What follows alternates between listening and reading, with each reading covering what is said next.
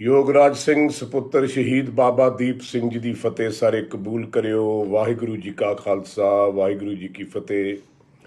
ਸਾਰਿਆਂ ਨੂੰ ਬਹੁਤ ਬਹੁਤ ਪਿਆਰ। ਮੇਰਾ ਬੜਾ ਦਿਲ ਕਰ ਰਿਹਾ ਸੀ ਬੜੇ ਦਿਨਾਂ ਤੋਂ ਕਿ ਤੁਹਾਡੇ ਸਾਰਿਆਂ ਨਾਲ ਗੱਲਬਾਤ ਕੀਤੀ ਜਾਵੇ, ਲੇਕਿਨ 1 ਸਾਲ ਤੋਂ ਉੱਤੇ ਹੀ ਹੋ ਗਿਆ। ਤੁਹਾਨੂੰ ਪਤਾ ਹੀ ਹੈ, ਕਿਸਾਨ ਅੰਦੋਲਨ ਦੇ ਵਿੱਚ ਕਾਫੀ ਯੋਗਦਾਨ ਦੇਣਾ ਪਿਆ। ਫਿਰ ਹੋਰ ਕਈ ਮਸਲੇ ਸੀ, ਉਹ ਖੜੇ ਹੋਏ ਸੀ, ਉਹਨਾਂ ਨੂੰ ਵੀ ਠੀਕ ਕਰਨਾ ਸੀਗਾ। ਮੈਂ ਆਪਣਾ ਜਿੰਨਾ ਕਿ ਮੈਨੂੰ ਹੁਕਮ ਲੱਗਿਆ ਸੀ ਗੁਰੂ ਘਰ ਤੋਂ, ਮੈਂ ਉਹ ਸੰਪੂਰਨ ਕਰਤਾ, ਪੂਰਾ ਹੋ ਗਿਆ। ਮਹਾਰਾਜ ਕਿਰਪਾ ਕਰੇ ਜਾ ਕੇ ਸਾਰਿਆਂ ਨੂੰ ਖੁਸ਼ੀ ਮਿਲੇ, ਸਾਰੇ ਦੇਸ਼ ਨੂੰ, ਪੰਜਾਬ ਨੂੰ, ਪਰਮਾਤਮਾ ਤੁਹਾਨੂੰ ਸਾਰਿਆਂ ਨੂੰ ਖੁਸ਼ ਰੱਖੇ। ਬੜਾ ਮਨ ਸੀ ਕਿ ਮੈਂ ਤੁਹਾਡੇ ਨਾਲ ਗੱਲਬਾਤ ਕਰਾਂ, ਰੂਬਰੂ ਹੋਵਾਂ। ਹਾਂਜੀ, ਬਹੁਤ ਸਾਰੇ ਲੋਕਾਂ ਨੇ ਮੈਨੂੰ ਕਿਹਾ ਵੀ, ਸਰੋਤਿਆਂ ਨੇ ਕਿਹਾ ਵੀ, ਅਤੇ ਇਸ ਕਰਕੇ ਮੈਂ ਤੁਹਾਡੇ ਸਾਹਮਣੇ ਅੱਜ ਹਾਜ਼ਰ ਹਾਂ। ਬੜਾ ਮੇਰਾ ਦਿਲ ਕਰਦਾ, ਜਦ ਵੀ ਕਦੇ ਕਿਸੇ ਦੇ ਟੈਲੀਫੋਨ ਆਉਂਦੇ ਨੇ ਮੈਂ ਮੋਸਟਲੀ ਅਟੈਂਡ ਕਰਦਾ, ਪਰ ਕਈ ਵਾਰੀ ਕੋਈ ਰਹਿ ਜਾਂਦਾ ਅਤੇ ਮੈਨੂੰ ਹਮੇਸ਼ਾ ਹੀ ਡਰ ਲੱਗਿਆ ਰਹਿੰਦਾ ਰੱਬ ਤੋਂ ਕਿ ਮੈਂ ਕੋਈ ਮੇਰੇ ਤੋਂ ਨਾਰਾਜ਼ ਨਾ ਹੋ ਜੇ, ਕਿਸੇ ਨੂੰ ਕਿਸੇ ਦਾ ਮਨ ਮੇਰੇ ਕਰਕੇ ਨਾ ਦੁਖੀ ਹੋਵੇ, ਕਿਸੇ ਦਾ ਦਿਲ ਨਾ ਦੁਖੀ ਹੋਵੇ। ਇਸ ਗੱਲ ਦਾ ਮੈਨੂੰ ਹਮੇਸ਼ਾ ਹੀ ਰਹਿੰਦਾ ਅਤੇ ਬਹੁਤ ਖੁਸ਼ੀ ਹੈ ਤੁਹਾਡੇ ਸਾਰਿਆਂ ਨਾਲ ਮਿਲ ਕੇ। ਬੜਾ ਅੱਛਾ ਲੱਗਦਾ, ਤੁਸੀਂ ਇੰਨਾ ਪਿਆਰ ਕਰਦੇ ਹੋ, ਇੰਨਾ ਮਾਣ ਦਿੰਦੇ ਹੋ, ਇੰਨਾ ਸਤਿਕਾਰ ਦਿੰਦੇ ਹੋ। ਸਗੋਂ ਮੈਂ ਗੁਰੂ ਮਹਾਰਾਜ ਦੇ ਚਰਨਾਂ 'ਚ ਹਮੇਸ਼ਾ ਜਾ ਕੇ, ਕਈ ਵਾਰੀ ਮੇਰੀ ਅੱਖ ਛੰਝੂ ਵੀ ਆ ਜਾਂਦੇ ਹੈ, ਔਰ ਮੈਂ ਹਮੇਸ਼ਾ ਅਰਦਾਸ ਕਰਦਾ ਕਿ ਗੁਰੂ ਮੈਂ ਇੰਨੇ ਜੋਗਾ ਨਹੀਂ ਸੀ ਜਿੰਨਾ ਜੋਗਾ ਤੂੰ ਮੈਨੂੰ ਬਣਾਇਆ, ਕਿਉਂਕਿ ਤੁਸੀਂ ਲੋਕਾਂ ਨੇ, ਸਰੋਤਿਆਂ ਨੇ ਮੈਨੂੰ ਇੰਨਾ ਪਿਆਰ ਦਿੱਤਾ ਹੈ, ਇੰਨਾ ਮੈਨੂੰ ਹਿੱਕ ਨਾਲ ਲਾਇਆ ਕਿ ਜਿਹਦਾ ਮੈਂ ਬਿਆਨ ਨਹੀਂ ਕਰ ਸਕਦਾ ਕਿ ਤੁਹਾਡੇ ਇਸ ਪਿਆਰ ਨੇ, ਤੁਹਾਡੀਆਂ ਇਸ ਦੁਆਵਾਂ ਨੇ ਮੈਨੂੰ ਜ਼ਿੰਦਗੀ 'ਚ ਇੱਕ ਨਵਾਂ ਜੀਵਨ ਦਿੱਤਾ। ਮਹਾਰਾਜ ਤੁਹਾਨੂੰ ਸਾਰਿਆਂ ਨੂੰ ਚੜ੍ਹਦੀ ਕਲਾ 'ਚ ਰੱਖੇ, ਤੰਦਰੁਸਤੀ ਬਖਸ਼ੇ, ਤਰੱਕੀਆਂ ਬਖਸ਼ੇ, ਤੁਸੀਂ ਸਾਰੇ ਖੁਸ਼ ਰਹੋ। ਕਰੋਨਾ ਦਾ ਮਾਹੌਲ ਚੱਲ ਰਿਹਾ ਔਰ ਬੜੀ ਵਾਰੀ ਆਪਾਂ ਸਾਰਿਆਂ ਨੇ ਇਕੱਠੇ ਹੋ ਕੇ ਇਸ ਕਰੋਨੇ ਨਾਲ ਜਾਂ ਇਹੋ ਜਿਹੀ ਬਿਮਾਰੀਆਂ ਨਾਲ ਸਾਡੇ ਵੱਡ ਵਡੇਰਿਆਂ ਨੇ ਜੂਝੇ ਨੇ ਅਤੇ ਆਪਾਂ ਜਿੱਤੇ ਹਾਂ। ਸਾਰੇ ਲੋਕ ਜਿਹੜੇ ਇਸ ਧਰਤੀ ਤੋਂ ਚਲਾਣਾ ਕਰ ਗਏ, ਮੈਨੂੰ ਉਹਨਾਂ ਦੇ ਚਰਨਾਂ 'ਚ ਮੇਰਾ ਪ੍ਰਣਾਮ। ਉਹਨਾਂ ਦੀ ਆਤਮਾ ਨੂੰ ਰੱਬ ਆਪਣੇ ਚਰਨਾਂ 'ਚ ਰੱਖੇ। ਮੈਂ ਇੱਕ ਗੱਲ ਜ਼ਰੂਰ ਕਹੂੰਗਾ ਕਿ ਆਪਾਂ ਨੂੰ ਆਪਣੀ ਸਿਹਤ ਹੈ ਤਾਂ ਸਾਰਾ ਕੁਛ ਹੀ ਹੈ, ਅਤੇ ਆਪਾਂ ਨੂੰ ਆਪਣਾ ਖਿਆਲ ਰੱਖਣਾ ਚਾਹੀਦਾ ਹੈ।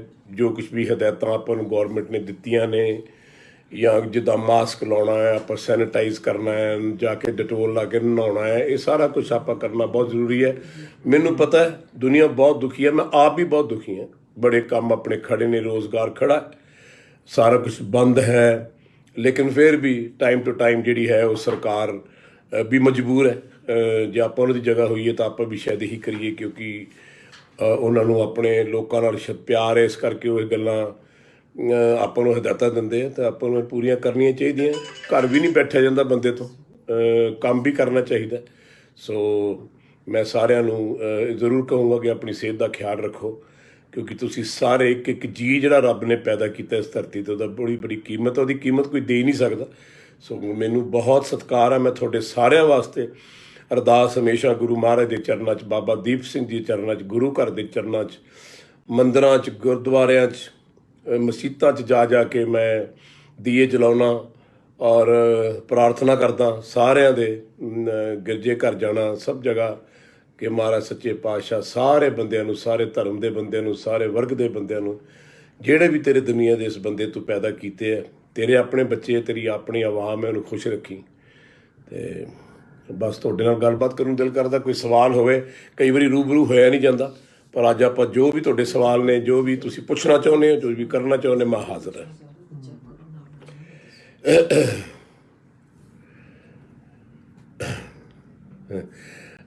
ਤੁਸੀਂ ਸਾਰੇ ਮੈਨੂੰ ਇੰਨਾ ਸਤਿਕਾਰ ਮਾਣ ਦਿੰਦੇ ਹੋ, ਮੇਰੇ ਕੋਲ ਕਈ ਵਾਰੀ ਸ਼ਬਦ ਹੀ ਮੁੱਕ ਜਾਂਦੇ ਵੀ ਮੈਂ ਕੀ ਆਖਾਂ ਕੀ ਨਾ ਆਖਾਂ। ਅਤੇ ਇਹ ਹਮੇਸ਼ਾ ਹੀ ਮੈਂ ਉਹ ਗੱਲ ਹਮੇਸ਼ਾ ਕਹਿਣਾ, ਘਰਦਿਆਂ ਨੂੰ ਵੀ ਕਹਿਣਾ ਅਤੇ ਗੱਲ ਆਵਾਮ ਨੂੰ ਵੀ ਕਹਿਣਾ, ਅਤੇ ਵੀ ਜੋ ਕੁਛ ਹਾਂ ਤੁਹਾਡੀਆਂ ਅਰਦਾਸਾਂ ਕਰਕੇ ਆ, ਤੁਸੀਂ ਅਰਦਾਸ ਮੇਰੇ ਲਈ ਕਰਦੇ ਹੋ ਗੁਰੂ ਮਹਾਰਾਜ ਦੇ ਚਰਨਾਂ 'ਚ।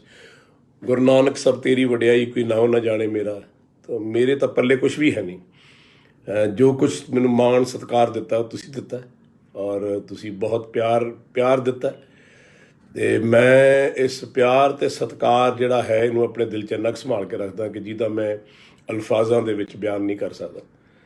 ਸੋ ਕੋਈ ਵੀ ਤੁਹਾਡੇ ਸਵਾਲ, ਕੋਈ ਵੀ ਗੱਲ, ਕੋਈ ਵੀ ਬਾਤ ਜ਼ਰੂਰ ਪੁੱਛੋ। ਔਰ ਮੈਂ ਇਹ ਵੀ ਗੱਲ ਕਹਿਣਾ ਚਾਹੁੰਦਾ ਕਿ ਜੋ ਵੀ ਹਿੰਦੁਸਤਾਨ ਦੇ ਵਿੱਚ ਅੱਜ ਦਾ ਮਾਹੌਲ ਬਣਿਆ ਹੋਇਆ ਹੈ, ਆਪਾਂ ਨੂੰ ਸਾਰਿਆਂ ਨੂੰ ਮਿਲ ਕੇ, ਸਰਕਾਰ ਵੀ ਉਨਾ ਹੀ ਕੰਮ ਕਰ ਸਕਦੀ ਹੈ ਜਿੰਨਾ ਕੁ ਆਪਾਂ ਕਰ ਸਕਦੇ ਹਾਂ। ਮੇਰੇ ਹਿਸਾਬ ਨਾਲ ਆਪਾਂ ਨੂੰ ਸਰਕਾਰ ਨਾਲ ਮਿਲ ਕੇ ਮੋਢੇ ਨਾਲ ਮੋਢਾ ਲਾ ਕੇ ਆਪਣੇ ਦੇਸ਼ ਨੂੰ ਆਪ ਸੰਭਾਲਣਾ ਚਾਹੀਦਾ, ਕਿਉਂਕਿ ਆਪਾਂ ਹਮੇਸ਼ਾ ਹੀ ਸ਼ਿਕਾਇਤ ਕਰਦੇ ਹਾਂ ਦੇਸ਼ ਨੇ ਮੈਨੂੰ ਕੀ ਦਿੱਤਾ, ਮੇਰੇ ਦੇਸ਼ ਨੇ ਮੈਨੂੰ ਕੀ ਦਿੱਤਾ। ਇਹ ਬੜਾ ਜ਼ਰੂਰੀ ਹੈ ਕਿ ਆਪਾਂ ਆਪਣੇ ਦੇਸ਼ ਨੂੰ ਕੀ ਦਿੱਤਾ, ਇਹ ਬਹੁਤ ਜ਼ਰੂਰੀ ਹੈ। ਔਰ ਹਮੇਸ਼ਾ ਹੀ ਆਪਣੇ ਦੇਸ਼, ਆਪਣੇ ਪਰਿਵਾਰ ਅਤੇ ਆਪਣੇ ਘਰਦਿਆਂ ਦਾ ਖਿਆਲ ਰੱਖਣਾ ਚਾਹੀਦਾ, ਕਿਉਂਕਿ ਇਹ ਜਿਹੜੀ ਇਹ ਮਿੱਟੀ ਹੈ, ਏਕ ਨੂਰ ਤੇ ਸਭ ਜਗ ਉਪਜਿਆ ਕੌਣ ਭਲੇ ਕੋ ਬੰਦੇ, ਸਾਰੇ ਹੀ ਆਪਣੇ ਨੇ। ਅਤੇ ਜੇ ਆਪਣੇ ਹੈਗੇ ਆ ਤਾਂ ਫਿਰ ਆਪਾਂ ਨੂੰ ਉਹਨਾਂ ਦਾ ਖਿਆਲ ਕਰਨਾ ਵੀ ਆਪਣਾ ਫਰਜ਼ ਬਣਦਾ ਹੈ। ਯੂ ਵੀ ਠੀਕ ਹੈ, ਅੱਜ ਕੱਲ੍ਹ ਗੋਲਫ ਖੇਡ ਰਿਹਾ।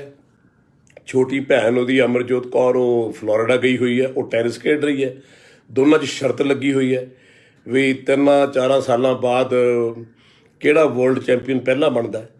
ਇਹ ਵੀ ਬਹੁਤ ਚੰਗੀ ਗੱਲ ਪਰਿਵਾਰ 'ਚ ਹੋਈ ਹੈ ਕਿ ਯੂ ਵੀ 5-5, 6-6 ਘੰਟੇ ਗੋਲਫ ਦੀ ਪ੍ਰੈਕਟਿਸ ਕਰ ਰਿਹਾ ਔਰ ਉੱਥੇ 6-7 ਘੰਟੇ ਟੈਨਿਸ ਦੀ ਪ੍ਰੈਕਟਿਸ ਕਰ ਰਹੀ ਹੈ।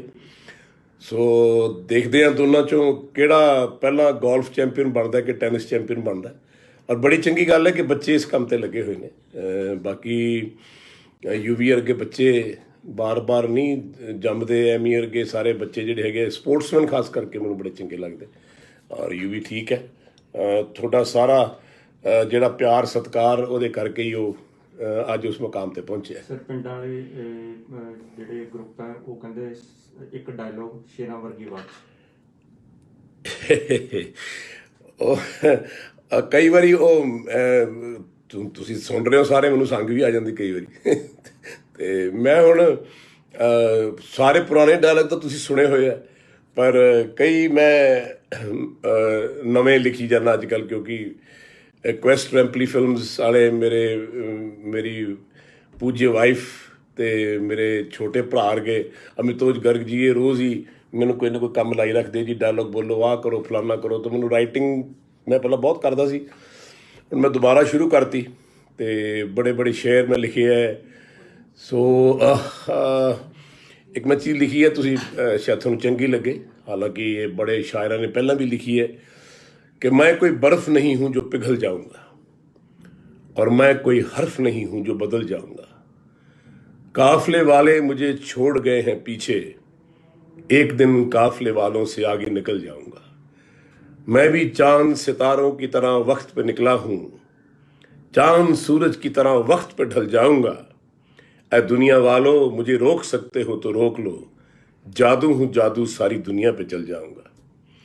मोटिवेशन है, ਤੁਹਾਡੇ ਲੋਕਾਂ ਵਾਸਤੇ ਹੈ, ਇਕੱਲੇ ਸ਼ੇਰਾ ਸ਼ਾਇਰੀ ਨਹੀਂ ਹੈ, ਇਹ ਦਿਲ ਦੀ ਆਵਾਜ਼ ਹੈ, ਦਿਲ ਦੀਆਂ ਗਹਿਰਾਈਆਂ 'ਚੋਂ ਤੁਹਾਡੇ ਵਾਸਤੇ ਆਵਾਜ਼ ਹੈ। ਕਿ ਬਲਕਿ ਇੱਕੋ ਸ਼ੇਰ ਮੇਰੇ ਫਾਦਰ ਮੈਨੂੰ ਸੁਣਾਇਆ ਕਰਦੇ ਸੀ, ਉਹ ਮੇਰੇ ਬੜਾ ਤੁਸੀਂ ਸੁਣਿਆ ਵੀ ਹੈ ਕਿ मैंने हर गम को खुशी में ढाला है, मैंने हर गम को खुशी में ढाला है, मेरा हर एक चलन इस दुनिया से निराला है। जिन हादसों से मर जाते हैं लोग मुझे उन्हीं हादसों ने पाला है। ਅੱਜ ਦਾ ਸਮਾਂ ਵੀ ਕੁਝ ਐਸਾ ਹੀ ਚੱਲ ਰਿਹਾ ਹੈ। ਇਹ ਰੱਬ ਨੇ ਆਪਣੇ ਸਾਰਿਆਂ 'ਤੇ ਇੱਕ ਟੈਸਟਿੰਗ ਟਾਈਮ ਪਾਇਆ ਹੈ ਔਰ ਉਹ ਦੇਖਣਾ ਚਾਹ ਰਿਹਾ, ਉਹ ਨਿਰੰਕਾਰ ਪਿਤਾ ਖੁਦਾ ਅੱਲਾਹ ਵਾਹਿਗੁਰੂ ਰਾਮ ਦੇਖਣਾ ਚਾਹ ਰਿਹਾ ਹੈ ਕਿ ਮੇਰੇ ਬਣਾਏ ਹੋਏ ਬੰਦੇ ਕਿੰਨਾ ਕੁ ਤਸੀਹੇ ਸਹਿ ਸਕਦੇ ਹੈ। ਅਤੇ ਮੇਰਾ ਖਿਆਲ ਆ ਆਪਾਂ ਨੂੰ ਪ੍ਰੂਵ ਕਰਨ ਦਾ ਟਾਈਮ ਹੈ ਆਪਣੇ ਪਿਤਾ ਨੂੰ ਵੀ ਆਪਾਂ ਇਸ ਟਾਈਮ ਦੇ ਵਿੱਚ ਨਿਤਰੀਏ, ਜੇਤੂ ਹੋ ਕੇ ਨਿਕਲੀਏ ਤਾਂ ਕਿ ਉਹ ਨਿਰੰਕਾਰ ਪਿਤਾ ਆਪਣੇ 'ਤੇ ਖੁਸ਼ ਹੋਵੇ। ਵੈਸੇ ਆਪਾਂ ਆਪ ਹੀ ਆਪਣੀ ਧਰਤੀ ਦਾ ਸੱਤਿਆਨਾਸ਼ ਮਾਰ ਲਿਆ। ਉਹ ਕਹਿੰਦੇ ਜਿਹੜਾ ਕਮਾਊ ਚੰਗਾ ਪੁੱਤਰ ਹੁੰਦਾ ਨਾ, ਚੰਗੇ ਬੱਚੇ ਹੁੰਦੇ ਆ, ਉਹ ਘਰ ਨੂੰ ਪ੍ਰਫੁੱਲਤ ਕਰਦੇ ਆ, ਹੋਰ ਵਧਾਉਂਦੇ ਆ। ਆਪਾਂ ਆਪਣੀ ਧਰਤੀ ਦਾ ਕਾਫੀ ਨੁਕਸਾਨ ਕੀਤਾ ਕਿਉਂਕਿ ਆਪਾਂ ਲਾਲਚ ਪਿੱਛੇ, ਪੈਸੇ ਪਿੱਛੇ, ਜਾਇਦਾਦਾਂ ਪਿੱਛੇ, ਆ ਵੀ ਮੇਰਾ ਆਪੋ ਪਿਆਰ, ਮੁਹੱਬਤ, ਸਤਿਕਾਰ, ਇੱਕ ਦੂਜੇ ਦਾ ਦਰਦ ਭੁੱਲ ਗਏ, ਜਿਸ ਕਰਕੇ ਰੱਬ ਨੇ ਇੰਨੀ ਕਾਇਨਾਤ ਪੈਦਾ ਕੀਤੀ ਸੀ। ਸੋ ਮੈਂ ਸਮਝਦਾ ਕਿ ਬਹੁਤ ਜ਼ਰੂਰੀ ਹੈ ਹਰ ਇਨਸਾਨ ਵਾਸਤੇ ਦੂਜੇ ਦਾ ਦਰਦ ਸਮਝਣਾ, ਦੂਜੇ ਨਾਲ ਪਿਆਰ ਕਰਨਾ, ਦੂਜੇ ਨੂੰ ਹਿੱਕ ਨਾਲ ਲਾਉਣਾ। ਦੂਜੇ 'ਚ ਪੈਰ, ਜੁੱਤੀ 'ਚ ਪੈਰ ਪਾ ਕੇ ਪਤਾ ਲੱਗਦਾ ਕਿ ਦਰਦ ਕੀ ਹੈ। ਸੋ ਜੇ ਤੁਸੀਂ ਇੰਨਾ ਪਿਆਰ ਮੁਹੱਬਤ ਸਾਰੀ ਵਾਪਸ ਲੈ ਆਓਗੇ ਤੇ ਪੈਸੇ ਤੇ ਜਾਇਦਾਦਾਂ ਨੂੰ ਇਹ ਤਾਂ ਬਣਦੀਆਂ ਰਹਿੰਦੀਆਂ, ਉਜੜਦੀਆਂ ਰਹਿੰਦੀਆਂ ਨੇ, ਲੇਕਿਨ ਇਨਸਾਨ ਇੱਕ ਵਾਰੀ ਗਿਆ ਵਾਪਸ ਨਹੀਂ ਆਉਂਦਾ। ਤੇ ਪਿਆਰ ਤਾਂ ਇੱਕ ਐਸੀ ਚੀਜ਼ ਹੈ, ਗੁਰੂ ਗੋਬਿੰਦ ਸਿੰਘ ਜੀ ਮਹਾਰਾਜ ਨੇ ਸਾਰੇ ਪੀਰ ਪੈਗੰਬਰਾਂ ਨੇ ਲਿਖਿਆ ਕਿ ਸਾਚ ਕਹੂੰ ਸੁਣ ਲਿਓ ਸਬੈ, ਜਿਨ ਪ੍ਰੇਮ ਕੀਓ ਤਿਨ ਹੀ ਪ੍ਰਭ ਪਾਇਓ। ਹਰ ਬੰਦੇ ਵਿੱਚ ਰੱਬ ਵਸਦਾ ਹੈ। ਜੇ ਧਿਆਨ ਲਾ ਕੇ ਤੁਸੀਂ ਉਸ ਪਰਮਾਤਮਾ ਨਾਲ ਲਿਵ ਲਾਓਗੇ ਨਾ, ਤਾਂ ਤੁਹਾਨੂੰ ਹਰ ਬੰਦੇ ਦੇ ਵਿੱਚ, ਹਰ ਕਾਇਨਾਤ ਦੇ ਵਿੱਚ ਰੱਬ ਦਿਸੂਗਾ। ਸੋ ਇਹ ਵੀ ਮੇਰੀ ਇੱਕ ਬੇਨਤੀ ਹੈ, ਜਿਹੜਾ ਥੋੜ੍ਹਾ ਜਿਹਾ ਆਪਾਂ ਸਾਰਾ ਜ਼ਮਾਨਾ ਵਾਪਸ ਲਿਆਈਏ ਪਿਆਰ ਮੁਹੱਬਤ ਵਾਲਾ, ਤਾਂ ਕਿ ਆਪਾਂ ਇੱਕ ਦੂਜੇ ਦਾ ਦੁੱਖ ਦਰਦ ਵੰਡਾ ਸਕੀਏ, ਸਹਿ ਸਕੀਏ। ਸਾਰੇ ਆਪਾਂ ਇੱਕੋ ਪਰਿਵਾਰ ਆ ਉਸ ਗੁਰੂ ਮਹਾਰਾਜ ਦੇ। ਸਰ ਹਰਿਆਣੇ ਦੇ ਪਹਿਲਵਾਨ ਭਾਈਆਂ ਨੇ ਰਾਮ ਰਾਮ ਬੁਲਾਈ। ਬਹੁਤ ਬਹੁਤ ਰਾਮ ਰਾਮ ਸਾਰੇ ਮੇਰੇ ਭਲਵਾਨ ਵੀਰ। ਔਰ ਮੇਰਾ ਸਿਰ ਝੁਕਦਾ ਹੈ ਹਰਿਆਣਾ ਦੇ ਸਾਰੇ ਲੋਕਾਂ ਦੇ ਚਰਨਾਂ 'ਚ ਕਿ ਤੁਸੀਂ ਜ਼ਿੰਦਗੀ ਦੇ ਵਿੱਚ ਜੋ ਭਾਈਚਾਰਾ ਇਕੱਠਾ ਪੰਜਾਬ ਤੇ ਹਰਿਆਣਾ ਇਕੱਠਾ ਹੋ ਕੇ ਤੁਰਿਆ ਹੈ, ਮੇਰੇ ਕੋਲ ਅਲਫਾਜ਼ ਨਹੀਂ ਹੈ। ਭਲਵਾਨ ਜੀ ਸਾਰੇ ਮੇਰੀ ਗੱਲ ਸੁਣਿਓ ਧਿਆਨ ਨਾਲ, ਮੇਰੇ ਕੋਲ ਅਲਫਾਜ਼ ਹੀ ਹੈ ਨਹੀਂ ਕਿ ਮੈਂ ਕੀ ਆਖਾਂ। ਤੁਸੀਂ ਉਸ ਦੀਵਾਰ ਨੂੰ, ਜਿਹੜੀ ਲੋਕਾਂ ਦੀ ਤਾਂ ਨਹੀਂ ਸੀ ਪੈਦਾ ਕੀਤੀ ਹੋਈ, ਪਰ ਸਾਡੇ ਰਾਜਨੀਤਿਕ ਲੋਕਾਂ ਦੀ ਪੈਦਾ ਕੀਤੀ ਸੀ, ਉਹਨੂੰ ਤੋੜਿਆ ਤੇ ਇਕੱਠੇ ਹੋ ਕੇ ਇੱਕ ਹਿੰਦੁਸਤਾਨ ਨੂੰ ਇੱਕ ਮੁੱਠ ਕੀਤਾ। ਇਹਦੀ ਵੀ ਤੁਹਾਨੂੰ ਬਹੁਤ ਬਹੁਤ ਵਧਾਈ। ਮਹਾਰਾਜ ਤੁਸੀਂ ਚੜ੍ਹਦੀਆਂ ਕਲਾਂ 'ਚ ਰਹੋ। ਤੇ ਭਲਵਾਨ ਆਦਮੀ ਤਾਂ ਬਿਲਕੁਲ ਫਕੀਰ ਵਰਗਾ ਹੁੰਦਾ। ਮੈਂ ਹਮੇਸ਼ਾ ਹੀ ਕਹਿੰਦਾ ਕਿ ਇੱਕ ਫਕੀਰ ਤੇ ਇੱਕ ਸਪੋਰਟਸਮੈਨ ਜਿਹੜਾ ਉਹ ਰੱਬ ਦਾ ਪਿਆਰਾ ਹੁੰਦਾ, ਕਿਉਂਕਿ ਦੋਨਾਂ ਵਿੱਚ ਇੰਨੀ ਕੁ ਮਿਹਨਤ ਹੈ ਕਿ ਉਹ ਸਾਰੀ ਜ਼ਿੰਦਗੀ ਮਿਹਨਤ ਕਰਦਾ ਹੈ, ਫਿਰ ਵੀ ਕਦੇ ਇਹ ਨਹੀਂ ਕਹਿੰਦਾ ਕਿ ਮੈਂ ਕੀਤਾ। ਉਹ ਕਹਿੰਦਾ ਜੋ ਕੁਛ ਕੀਤਾ ਖੁਦਾ ਨੇ ਕੀਤਾ। ਰਾਮ ਰਾਮ ਜੀ, ਬਹੁਤ ਬਹੁਤ। ਬਦਲਾ ਡਿੱਟੀ ਦਾ ਡਾਇਲੌਗ ਵੀ ਸੁਣਾਉਂਦੇ ਐਕਚੁਅਲੀ ਮਾੜੀ ਜਿਹੀ ਬੈਕਗਰਾਊਂਡ ਤੁਹਾਨੂੰ ਦਿੰਦਾ। ਜਦ ਫਿਲਮਾਂ ਸ਼ੁਰੂ ਕੀਤੀਆਂ ਸੀ, ਰੱਬ ਨੇ ਇੱਕ ਅੱਛੀ ਕਲਮ ਦਿੱਤੀ ਹੈ ਮੇਰੇ ਹੱਥ 'ਚ। ਮਹਾਰਾਜ ਨੇ ਬੜਾ ਕੁਝ ਦਿੱਤਾ ਹੈ, ਤੁਹਾਡੀ ਅਪਾਰ ਕਿਰਪਾ ਦੇ ਨਾਲ ਤੁਸੀਂ ਮੇਰੀ ਦੁਆਵਾਂ ਕਰਦੇ ਹੋ। ਅਤੇ ਉਹ ਕਾਫੀ ਫਿਲਮਾਂ ਦੇ ਡਾਇਲੋਗਸ ਮੈਂ ਆਪ ਲਿਖੇ ਹੈ। ਜੇ ਕਿਸੇ ਦੇ ਲਿਖੇ ਹੁੰਦੇ ਆ ਤਾਂ ਉਹਨੂੰ ਸੁਧਾਰਿਆ ਵੀ ਕਾਫੀ ਹੈ ਆਪ, ਲੇਕਿਨ ਕਦੇ ਨਹੀਂ ਕਿਹਾ ਵੀ ਮੈਂ ਲਿਖਿਆ। ਅਤੇ ਰਾਈਟਰ ਦਾ ਨਾਮ ਹੋਵੇ, ਪਿਕਚਰ ਬਣਾਉਣ ਵਾਲੇ ਦਾ ਨਾਮ ਹੋਵੇ। ਅਤੇ ਬਦਲਾ ਜੱਟੀ ਦਾ ਇੱਕ ਡਾਇਲੋਗ ਸੀਗਾ ਜਿਹੜਾ ਫਿਰ ਜਾ ਕੇ ਅਖੀਰ 'ਚ ਥੋੜ੍ਹਾ ਕੱਟਣਾ ਪੈ ਗਿਆ ਕਿ ਉਹ ਮੈਂ ਹੁਣ ਉਸ ਟੋਨ 'ਚ ਤਾਂ ਨਹੀਂ ਬੋਲ ਸਕਦਾ, ਕਿਉਂਕਿ ਉਹ ਬਹੁਤ ਦੇਰ ਹੋ ਗਈ। ਉਹ ਜਦ ਉਦੋਂ ਟੋਨ ਬਣਾਈ ਸੀ, ਉਹ ਇੱਕ ਐਕਸੈਂਟ ਬਣਾਇਆ ਸੀ, ਇੱਕ ਸਟਾਈਲ ਬਣਾਇਆ ਸੀ। ਅਤੇ ਉਹ ਮੁਸਤਫਾ ਕੁਰੈਸ਼ੀ ਸਾਹਿਬ ਮੇਰੇ ਉਸਤਾਦ ਜੀ ਨੇ, ਉਹਨਾਂ ਦੇ ਚਰਨਾਂ 'ਚ ਮੇਰਾ ਹਮੇਸ਼ਾ ਪ੍ਰਣਾਮ ਰਹਿੰਦਾ। ਉਹਨਾਂ ਨੂੰ ਦੇਖ ਕੇ ਮੈਂ ਮੋਟੀਵੇਟ ਹੋਇਆ ਸੀ ਕਿ ਜੇ ਜ਼ਿੰਦਗੀ ਦੇ ਵਿੱਚ ਮੈਂ ਇਹਨਾਂ ਦੇ ਨੇੜੇ ਤੇੜੇ ਪਹੁੰਚ ਜਾ ਤਾਂ ਸ਼ਾਇਦ ਕਾਫੀ ਗੱਲ ਬਣ ਜੂਗੀ। ਤਾਂ ਉਹ ਹੁਣ ਪਤਾ ਨਹੀਂ ਮੈਂ ਬੋਲ ਪਾਵਾਂਗਾ ਨਹੀਂ, ਪਰ ਮੈਂ ਟਰਾਈ ਕਰਦਾ ਕਿ ਇੱਥੋਂ 40 ਕਿਲੋਮੀਟਰ ਦੂਰ ਸੁੱਕੇ ਰੁੱਖਾਂ 'ਤੇ ਬੈਠੀਆਂ ਗਿੱਧਾਂ ਨੂੰ ਦੇਖ ਸਕੇ ਕਦੀ, ਜਿੱਥੇ ਕਿਤੇ ਤੇਰੀ ਮਾਂ ਦਾ ਹੱਸਦਾ ਵਸਦਾ ਘਰ ਹੁੰਦਾ ਸੀ। ਅੱਜ ਇੱਥੇ ਸੜੀ ਹੋਈ ਜ਼ਮੀਨ ਦਾ ਇੱਕ ਕਾਲਾ ਕਾਲਾ ਜਿਹਾ ਟੋਟਾ ਜੱਗਿਆ, ਜਿਹਦੀ ਮਿੱਟੀ ਨੂੰ ਵੇਖ ਕੇ ਸਾਹਿਬਾਂ ਆਪਣੇ ਪੰਨੂ ਤੇ ਹੀ ਨਾ ਆਪਣੇ ਰਾਂਝੇ ਛੱਡ ਕੇ ਮਰ ਗਈਆਂ, ਫਨਾ ਹੋ ਗਈਆਂ, ਦਫਨ ਹੋ ਗਈਆਂ। ਅੱਜ ਦਾ ਮਿਰਜ਼ਾ ਪਹਿਲਾਂ ਆਪਣੀ ਮਾਂ ਕੋਲੋਂ ਇਹ ਤਾਂ ਪੁੱਛੇ ਕਿ ਜੰਗ ਸਿੰਘ ਦੇ ਸਾਹਮਣੇ ਖੜਨ ਲਈ ਕਿਹੜਾ ਕਿਹੜਾ ਰਿਸ਼ਤਾ ਲੈ ਕੇ ਆਈ ਹੈ।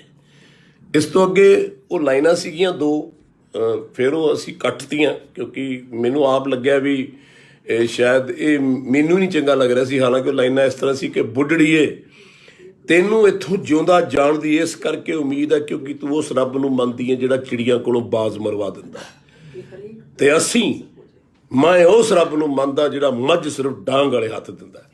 ਐਕਚੁਅਲੀ ਇਹ ਡਾਇਲੌਗ ਇੱਥੇ ਕੰਪਲੀਟ ਸੀ, ਪਰ ਬੇਸਿਕਲੀ ਅਖੀਰ 'ਚ ਬੋਲਣ ਲਈ ਇੰਪੈਕਟ ਮੈਨੂੰ ਨਹੀਂ ਚੰਗਾ ਲੱਗ ਰਿਹਾ। ਸੋ ਮੈਂ ਫਿਰ ਡਾਇਰੈਕਟਰ ਨੂੰ ਕਿਹਾ, ਮੈਂ ਕਿਹਾ ਲਾਸਟ ਦੀਆਂ ਦੋ ਲਾਈਨਾਂ ਜਿਹੜੀਆਂ ਹੈਗੀਆਂ ਨੇ ਇਹ ਨਹੀਂ ਬੋਲਣੀਆਂ, ਇਹਨੂੰ ਕੰਪੈਕਸ਼ਨ ਇੱਥੇ ਕੰਪਲੀਟ ਕਰ ਦਿੰਦੇ ਆ।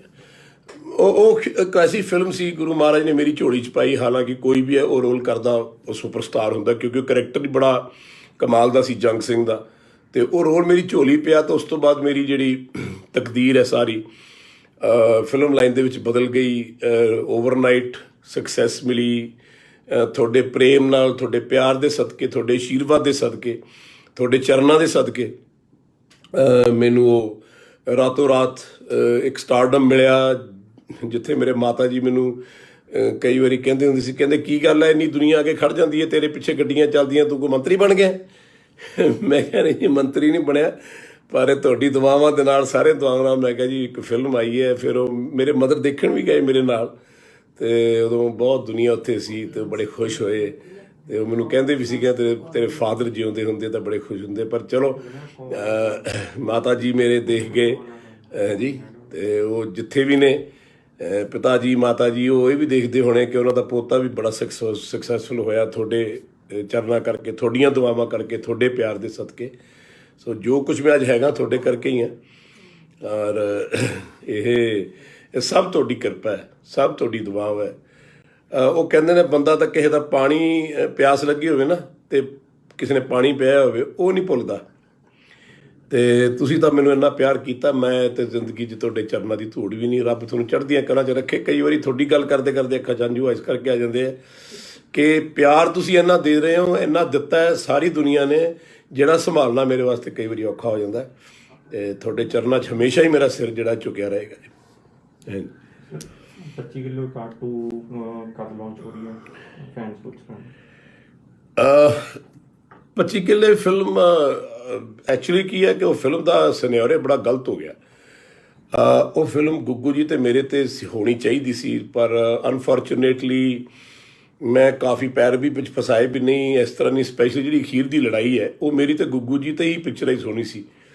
ਫਿਰ ਉਹਨਾਂ ਜਿਹੜੇ ਹੀਰੋ ਸੀਗੇ ਉਹ ਆਪ ਪ੍ਰੋਡਿਊਸਰ ਸੀਗੇ, ਉਹਨਾਂ ਨੇ ਫਿਰ ਕਿਹਾ ਨਹੀਂ ਮੈਂ ਕੰਮ ਕਰਨਾ ਹੈ। ਮੈਂ ਹਾਲਾਂਕਿ ਉਹਨੂੰ ਬਥੇਰਾ ਸਮਝਾਇਆ ਵੀ ਫਿਲਮ ਅਸੀਂ ਰੋਕੀ ਵੀ, ਜੇ ਕਿਤੇ ਮੇਰੇ ਕਹਿਣ 'ਤੇ ਚੱਲ ਪੈਂਦੇ ਤੇ ਉਹ ਗੁੱਗੂ ਜੀ ਨਾਲ ਜਿਹੜਾ ਅਖੀਰ ਵਾਲਾ ਸੀ ਸੀਕੁਐਂਸ ਉਹ ਕਿਤੇ ਪੂਰਾ ਹੁੰਦਾ ਤਾਂ ਮੈਂ ਸਮਝਦਾ ਉਹ ਫਿਲਮ ਜਿਹੜੀ ਹੈਗੀ ਹੈ ਬਹੁਤ ਬਹੁਤ ਬਾ ਕਮਾਲ ਹੁੰਦੀ, ਕਿਉਂਕਿ ਉਹਦੇ ਵਾਸਤੇ ਮੈਂ ਆਪਣੇ ਗੈਟਅਪ ਲਈ ਬੜੀ ਮਿਹਨਤ ਕੀਤੀ ਸੀ ਔਰ ਗੁੱਗੂ ਜੀ ਨੇ ਵੀ ਬਾ ਕਮਾਲ ਕੰਮ ਕੀਤਾ। ਪਰ ਉਹ ਐਕਚੁਅਲੀ ਦੋਨੋਂ ਬੰਦਿਆਂ ਦਾ ਉਹ ਫਿਲਮ ਬਣਦੀ ਸੀ, ਕਲਾਈਮੈਕਸ ਜਿਹੜਾ ਸੀ ਉਹ ਇਕੱਠੇ ਬਣਦਾ ਸੀ।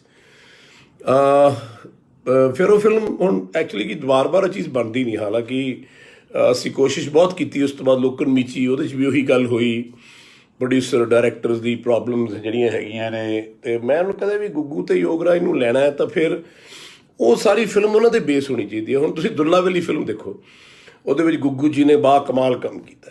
ਉਹਦੇ 'ਚ ਜਿਹੜਾ ਬੁੱਗਰ ਸਿੰਘ ਦਾ ਰੋਲ ਹੈ ਯੋਗਰਾਜ ਸਿੰਘ ਨੇ ਉਹ ਵੀ ਕਾਫੀ ਹੱਦ ਤੱਕ ਠੀਕ ਕੀਤਾ ਔਰ ਲੇਕਿਨ ਉਹ 'ਚ ਬਾਕੀ ਕਰੈਕਟਰ ਐਵੇਂ ਪਾਏ ਹੋਏ ਨੇ ਜਿਨ੍ਹਾਂ ਦੀ ਲੋੜ ਨਹੀਂ ਸੀਗੀ। ਸੋ ਆਈ ਥਿੰਕ ਉਹ ਪਿਕਚਰ ਵੀ ਹੌਚ ਪੌਚ ਹੋ ਗਈ ਸਾਰੀ। ਹਾਲਾਂਕਿ ਉਹਦੇ ਵਿੱਚ ਬੁੱਗਰ ਸਿੰਘ ਦਾ ਜਿਹੜਾ ਕਰੈਕਟਰ ਹੈ ਉਹਨੂੰ ਉਸ ਸੀਕੁਐਂਸ ਨੂੰ, ਉਸ ਰੋਲ ਨੂੰ ਦੇਖ ਕੇ ਮੈਨੂੰ ਸਾਊਥ ਦੀਆਂ ਫਿਲਮਾਂ ਮਿਲੀਆਂ। ਬੜੀਆਂ ਫਿਲਮਾਂ ਦੇ ਵਿੱਚ ਮੈਂ ਉਹ ਕਰੈਕਟਰ ਰੀਪਲੇ ਤਾਂ ਨਹੀਂ ਕੀਤਾ, ਪਰ ਉਹ ਕਰੈਕਟਰ ਦੀ ਸ਼ੇਡਸ ਬੜੀਆਂ ਦਈਆਂ। ਇੱਕ ਦੋ ਜੱਗਾ ਜਿਉਂਦਾ ਦੇ ਵਿੱਚ ਵੀ ਉਹਦੀ ਸ਼ੇਡ ਹੈਗੀ ਇੱਕ। ਸੋ ਆਈ ਥਿੰਕ 25 ਕਿੱਲੇ ਦਾ ਇੱਕ ਦੁਬਾਰਾ ਕਦੇ ਟਾਈਮ ਲੱਗੇ ਤਾਂ ਜ਼ਰੂਰ ਬਣੇਗਾ ਸਿਲਸਿਲਾ। ਪਰ ਜੇ ਐਤਕੀ ਗੁੱਗੂ ਜੀ ਨਾਲ ਫਿਲਮ ਬਣੇਗੀ ਤਾਂ ਮੈਂ ਉਹ ਆਪਣੇ ਨਜ਼ਰੀਏ ਦੇ ਹੇਠ ਬਣਾਊਂਗਾ। ਇਹ ਪਹਿਲੀ ਗੱਲ ਮੈਂ ਜ਼ਰੂਰ ਪ੍ਰੋਡਿਊਸਰ ਨੂੰ ਕਹਿ ਦੇਣਾ ਚਾਹੁੰਦਾ, ਕਿਉਂਕਿ ਜੇ ਮੇਰੀ ਇੱਕ ਵਾਰੀ ਮੰਨ ਕੇ ਦੇਖ ਲਓ ਤੇ ਮੈਂ ਕਹਿ ਦਿੰਦਾ ਵੀ ਦਾਅਵਾ ਕਰਦਾ ਵੀ ਮਹਾਰਾਜ ਦੀ ਕਿਰਪਾ ਨਾਲ ਤੁਹਾਡੇ ਸਾਰਿਆਂ ਦੀ ਦੁਆਵਾਂ ਦੇ ਨਾਲ ਉਹ ਇੱਕ ਬਹੁਤ ਬਾਕਮਾਲ ਫਿਲਮ ਹੋਊਗੀ, ਜਿਵੇਂ ਸੌਦਾਗਰ ਬਣੀ ਸੀ ਰਾਜਕੁਮਾਰ ਤੇ ਦਿਲੀਪ ਕੁਮਾਰ ਸਾਹਿਬ ਦੀ, ਇਸ ਤਰ੍ਹਾਂ ਦਾ ਕੋਈ ਸਬਜੈਕਟ। ਹਾਲਾਂਕਿ ਮੈਂ ਸੌਦਾਗਰ ਬਾਰੇ ਬਹੁਤ ਵਾਰੀ ਪ੍ਰੋਡਿਊਸਰ ਨੂੰ ਕਿਹਾ ਤੁਸੀਂ ਇਹਨੂੰ ਪੰਜਾਬੀ 'ਚ ਬਣਾਓ, ਮਾਡਰਨਾਈਜ਼ ਥੋੜ੍ਹਾ ਜਿਹਾ ਕਰਕੇ ਇਹਨੂੰ ਪੰਜਾਬੀ 'ਚ ਬਣਾਓ, ਅੱਜ ਦੀ ਜਿਹੜੀ ਕਹਾਣੀ ਹੈ ਸਾਡੇ ਨੌਜਵਾਨਾਂ ਦੀ। ਸੋ ਦੇਖੋ, ਤੁਸੀਂ ਦੁਆ ਕਰਨਾ, ਇਹ ਵੀ ਇੱਕ ਦਿਨ ਬਣੇਗੀ। ਹਾਂਜੀ। ਇੰਦਰ ਚੱਠਾ ਜੀ ਕਹਿੰਦੇ ਨੇ ਵੀ ਬਾਈ ਜੀ ਇੱਕ ਕਬੱਡੀ ਦੀ ਅਕੈਡਮੀ ਤੇ ਹੋਰ ਸਪੋਰਟਸ ਅਕੈਡਮੀ ਖੋਲ੍ਹੋ ਸੋ ਦੈਟ ਮੁੰਡੇ ਨਸ਼ਿਆਂ ਤੋਂ ਦੂਰ ਹੋ ਜਾਣ। ਹਾਂਜੀ, ਤੁਹਾਡੀ ਗੱਲ ਬਿਲਕੁਲ ਠੀਕ ਹੈ। ਮੈਂ ਜੀ ਬੜੀ ਕੋਸ਼ਿਸ਼ ਕਰ ਰਿਹਾ। ਮੈਂ ਪੰਜਾਬ ਸਰਕਾਰ ਨੂੰ 2-3 ਵਾਰੀ ਕਹਿ ਚੁੱਕਿਆ। ਜਦ ਬਾਦਲ ਸਰਕਾਰ ਸੀ ਉਦੋਂ ਵੀ ਯੁਵਰਾਜ ਸਿੰਘ ਨੂੰ ਇਹਨਾਂ ਨੇ 20 ਕਿੱਲੇ ਜ਼ਮੀਨ ਦੇਣੀ ਸੀ, ਉਹ ਪਤਾ ਨਹੀਂ ਕਿੱਧਰ ਚਲੀ ਗਈ। ਅਤੇ ਅਸੀਂ ਉਦੋਂ ਸੋਚਿਆ ਸੀਗਾ ਯੂਵੀ ਤੇ ਮੈਂ ਕਿ ਅਸੀਂ ਇਹਦੇ ਸਪੋਰਟਸ ਬਣਾਵਾਂਗੇ। ਉਹ ਸਾਨੂੰ ਅਜੇ ਕੋਈ ਚੀਜ਼ ਮਿਲੀ ਨਹੀਂ ਤਾਂ ਗੌਰਮੈਂਟ ਨੇ, ਮੈਂ ਇਸ ਸਰਕਾਰ ਨੂੰ ਵੀ ਕਿਹਾ ਸੀ, ਰਾਣਾ ਸੋਢੀ ਜੀ ਨੂੰ ਵੀ ਕਿਹਾ ਸੀਗਾ ਵੀ ਜੀ ਜੇ ਤੁਸੀਂ ਮੈਨੂੰ 10-15-20 ਕਿੱਲੇ ਜ਼ਮੀਨ ਦੇ ਦਿਓ ਗੌਰਮੈਂਟ ਵੱਲੋਂ ਤਾਂ ਮੈਂ ਉੱਥੇ ਕਬੱਡੀ ਦੀ, ਹਾਕੀ ਦੀ, ਫਿਟਨੈਸ ਦੀ, ਜਿੰਨੀਆਂ ਗੇਮਸ ਨੇ ਸਾਡੀਆਂ, ਜਿਹੜੀਆਂ ਸਪੈਸ਼ਲੀ ਓਰੀਜਨਲ ਗੇਮਸ ਨੇ ਸਾਡੀਆਂ ਪੰਜਾਬ ਦੀਆਂ, ਹੈ ਜੀ, ਜਿਵੇਂ ਆਪਾਂ ਕਿਲ੍ਹਾ ਰਾਏਪੁਰ ਦੇ ਵਿੱਚ ਗੇਮਸ ਹੁੰਦੀਆਂ ਉੱਦਾਂ ਦੀਆਂ।